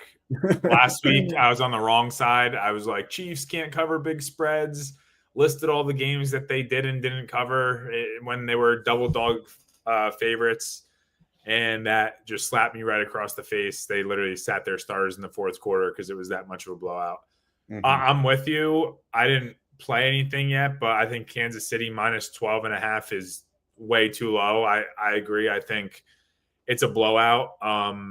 No shot Washington's going to be able to throw the ball with Mariota. I still have hope a little bit in their run game, only because the Chiefs have struggled versus the run all season. They're 21st in yards per carry, and now they're facing the Bears struggle against the run. The Cowboys struggle against the run. What do? Run into brick wall, run into brick wall, run into brick wall. I get it. I'm telling you, I'm with you. I'm on the same side. I'm just saying that is Washington's path to having any form of success. This is a Monday night game, so I'm going to have multiple bets in it regardless. I might lock in Kansas City before it goes to 13 because there's no way it moves in Washington's favor. So to get it under 13, I think is pretty key. But yeah, a player prop that I'm also eyeing up is Bill over rushing and receiving yards. They're going to try to run the ball, whether they can or they can't. And even if they do have to throw the ball, I got to imagine that they get it to their best player on the field and he gets some touches through the air, especially if Debo isn't playing. Like, who else is going to do it for them? Luke McCaffrey? Like, I just. For reference sake, this number closed at 68.5 last week. It is 45.5 for rushing yards this week. And of course, obviously, he went under last week by a landslide. And Chris Rodriguez was taking snaps late in the game, though that was, of course, when they, a bit threw in the towel there. But don't know what to do with this information, honestly, but just putting it out there because I lost because I got 63.5 and I was like, I have a great fucking number. Let's go run the football. This number closed at 68.5 last week and it's 45.5. No, and honestly, I like that it's lower though. No, and him not doing anything versus Dallas is concerning. Like, it's Dallas again, though. He wasn't getting. It's not like they played a full game. It was basically a blowout. But dude, he's a rookie. Everyone has those games. Everyone has those fall off games. Is a bounce back against the Chiefs with their backup quarterback in the game like a great spot? No. But if they have any type of pulse, it's going to be through Bill, especially if Debo doesn't play. So, I mean, it's not like he usually gets many receiving yards anyway. I think there's a couple games where he's had negative receiving yards, but I could see them trying to throw him a screener, like something easy to get Mariota going through the air. It's not like he's going to be reading defenses and picking them apart, nonetheless, the Chiefs. But I could see them trying to get the ball to Bill in open space and letting him make plays. So, I mean, if that rushing plus receiving yards is around 50, which I would guess. Can you pull that up on here? It's not available. I was gonna, because I can't find it anywhere either. So, but if his rushing yards are around 50, right? What was that? It was 45.5. 45.5. I mean, I can't imagine his receiving yards are over 10, right? Last week it was 10.5. I know for a fact as well. His receiving yards. So we're looking at like maybe a 55. It might be even lower because it's the Chiefs. That was against Dallas. So anywhere in the 50s for his rushing and receiving yards, I will be eyeing that up for sure too. But yeah, I'm with you. I mean, as much as I want to fade the freaking Chiefs as double-digit favorites, fool me twice, shame on me. So not on that train. Is dead in the water, but I do again want to make it clear as a Washington fan, Washington being dead in the water is not a bad thing. Like, if as a rational Washington fan and knower of ball, I know what I saw from my team last year. It was awesome. It was great.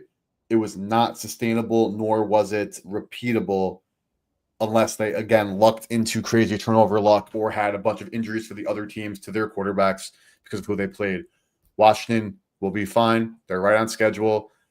They'll be fine moving forward in terms of their franchise the rest of this year. Will they miss the playoffs? Probably. I didn't bet it, but Jake, we were on stream. I remember you saying that. One of my best. I've said no. Like, Washington missing the playoffs is probably one of the best bets on the board. As a fan, I'm not going to bet it, even though I bet Dallas last week. I bet against my team all the time, but for like a playoff long future, I was like, I don't want to, be on hate watching my own boys every single week.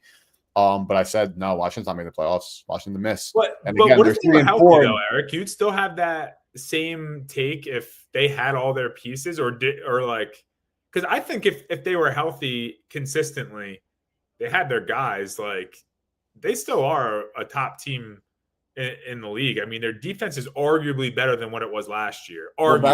That's why my draft take is so strong, is because their depth. If they were continued to be healthy all year long and not healthy, Washington would be probably 5-2 right now.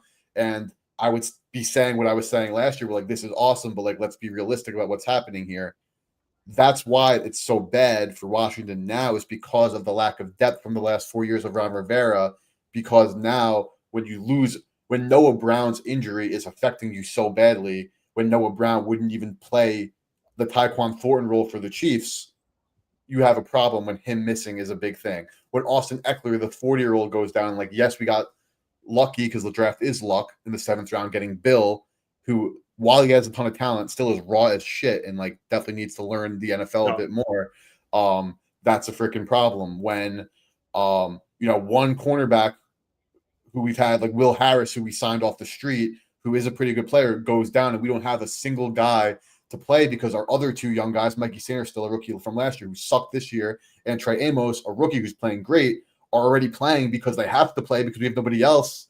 Yeah, that's the problem. Well, that's where those wasted draft picks bite you in the ass, though. Absolutely. Even if those guys aren't on the team, or even if those guys aren't starters or key players, like at the minimum, they should at least be practice squad guys or a valuable trade material for getting guys that are going to add depth to your team that have like confirmed been good in the league for X amount of years, and that you can rely on them even in a backup role.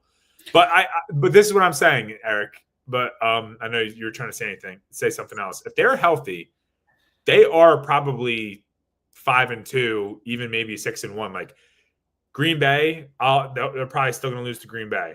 Atlanta, they probably would have beat Atlanta. The Bears, they lost to the Bears by 1. Yeah. I think that's a very winnable game with a healthy team. Jaden Daniels fumbled to give them the football back. Yeah, I know. I remember I was on. That was when I tried to. I guess I did convince you to.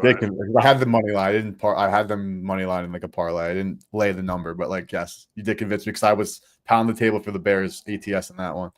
Yeah, but I mean, there's more to a game than obviously like one play. We all know that, and having like your best players healthy is key for that. Now, injuries are a factor though that like no one can take into consideration. Like you never handicap a season or a game being like, oh, I'm projecting this person to get hurt or this person to be out for the season or be out for 4 weeks. Like not possible. But going into the season, you didn't expect that and you were still low on them. Now this like helps your cause because you knew of the depth, right? Like you knew, I know that we have nobody. If 1 or 2 guys does go down, we're cooked. Like, was that your thought process? Because I thought they were steady going into it. There are so many things because the Tampa Bay Buccaneers playoff game, they had 2 crazy turnovers that gave us the game when we were dead in the water, should have lost that game immediately. The Lions game, they had all those injuries, and then Jaden Daniels pitched a perfect game.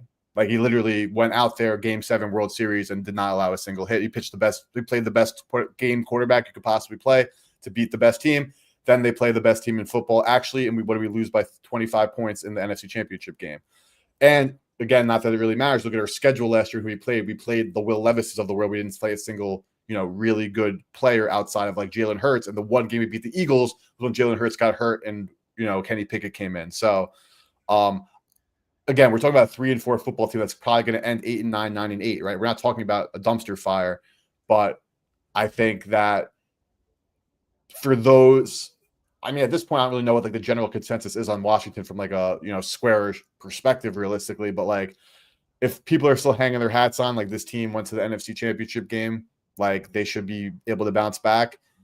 The answer is no. We lucked our way into an epic ass season with some good talent, and the long game of the JD5 era has yet to begin realistically. Well, fun fact, that Detroit game was on the night of my wedding in January. And my one buddy is a diehard Commanders fan, and he wore his Terry jersey underneath his suit. And he came up to me. He was like, best boy. He was like, yo, Washington actually won, bro. Washington actually won. He was like streaming. We were streaming it there and like down by under one of the tiki huts. And he was like, do I have permission to take off my shirt and rock the jersey? I was like, bro, they just beat Detroit. You could rock that shit all you want, brother. Like, let it rip. So I'll always remember that game because of that moment. That's a hilarious story. But yeah, no, that's a wrap, boys. Let's go through all of the plays that we've locked in. Jake on LAC -3, lean or play on the under for tomorrow. That's just a lean. I also lean both of these as well. I like play Falcons Dolphins under 44.5. Jake lean toward Atlanta -7, though it's looking like that really is a 7.5. Also me play Jets Bengals over 43.5. That has moved since we've been talking, since I bet this earlier on stream. That number has moved. So we got some listeners in the chat there moving markets. Giants Eagles. Jake Philadelphia first half -3.5. I like the under 44.5, but again, this 115 a profit. I lean Baltimore minus 5.5 at profit as well. Niners, Texans, Jake and I both lean here toward the under. Patriots, Browns, both lean toward the under as well at 40.5. Jake and I, big head-to-head. Buffalo, I like Buffalo minus 7. Jake's taking the hook with Carolina. Saints, Bucks, Jake liking the over at 46.5 as a play. Correct me if I'm wrong. Or a lean. The 46.5. It was a lean to start because I didn't see the number, but it's most likely going to be a play. We'll call it a lean for now, though. I don't have a ticket on it as of. Sounds good. I lean under there. Jake loves the Cowboys plus 3.5 as well as money line 162 Hero Profit X. Both I'd say lean Colts minus 14, but I doubt any of us will play that. Jake and I both same side here. Green Bay minus 3. And you're going to see a lot of stuff here because I love the over in Kansas City. This is realistically my favorite play is the over. I love them both. Chiefs over. Calvin Ridley in that Tennessee game, though, in the Indy Tennessee game. We're going that's to all my favorite play. Calvin Ridley to score a touchdown at plus 350. I'm most likely going to lock that in like the second we hop off stream game. Yes, sir. But back to the final game here. Chiefs. Tommy's over 46.5. Chiefs minus 12.5. Chiefs team total over 29.5. Chiefs alternate spread minus 21.5. And let's go to the touchdowns that we locked in or that we love. Oh, my bad. I forgot you had a separate slip on that. My fault. Yes, sir. Jake with Vidal, me with Lab McConkey. Jake loving Algier. I also love T. Jake loves T as well. That was his call out, but I agree. I also love Brees, but again, we don't need some more odds here. I like Jalen Hurts. Jake likes Dallas Goedert. Jake likes DJ Moore. I like Zay Flowers. Jake likes Hunter Henry, Leggett, Rashid Shaheed, Jalen Tolbert. In Titans Colts, I like Pittman. Jake likes Ridley. That's his favorite bet. And then for Sunday Night Football, Jake loves Matthew Golden to score a touchdown. And I just can't wait to concoct like Rishi Rice 2+ touchdown parlay with Travis Kelce 2+ touchdown with Chiefs minus 45.5 on Monday night. You're a dirty, dirty dog, Eric. But shout out to everyone for hopping in all the comments. Really appreciate you. If you guys are watching on YouTube, hit that like button. And if you're watching on X, make sure to follow at Money Badger Bets and at Go Bet Smart and at Slime Action. I'll be streaming tomorrow at 7 Eastern to go over this Chargers-Vikings game and find last-minute EV bets. If you guys like all the data and research, make sure you check out Outlier. Under the stream, there is on Twitter, there is a link, 7-day free trial. So click that link or also could scan the QR code on the top right corner. If you're watching on YouTube, click the link in the description to try out Outlier 7 days for free. Of course, NBA is back. I know a lot of people I'm sure are watching and tuned in there. I'm going to be doing some NBA content starting probably Friday. I know it's season started, but I need to get my NBA ducks in a row. But thank you everybody for tuning in. We'll see you guys next time and appreciate you guys.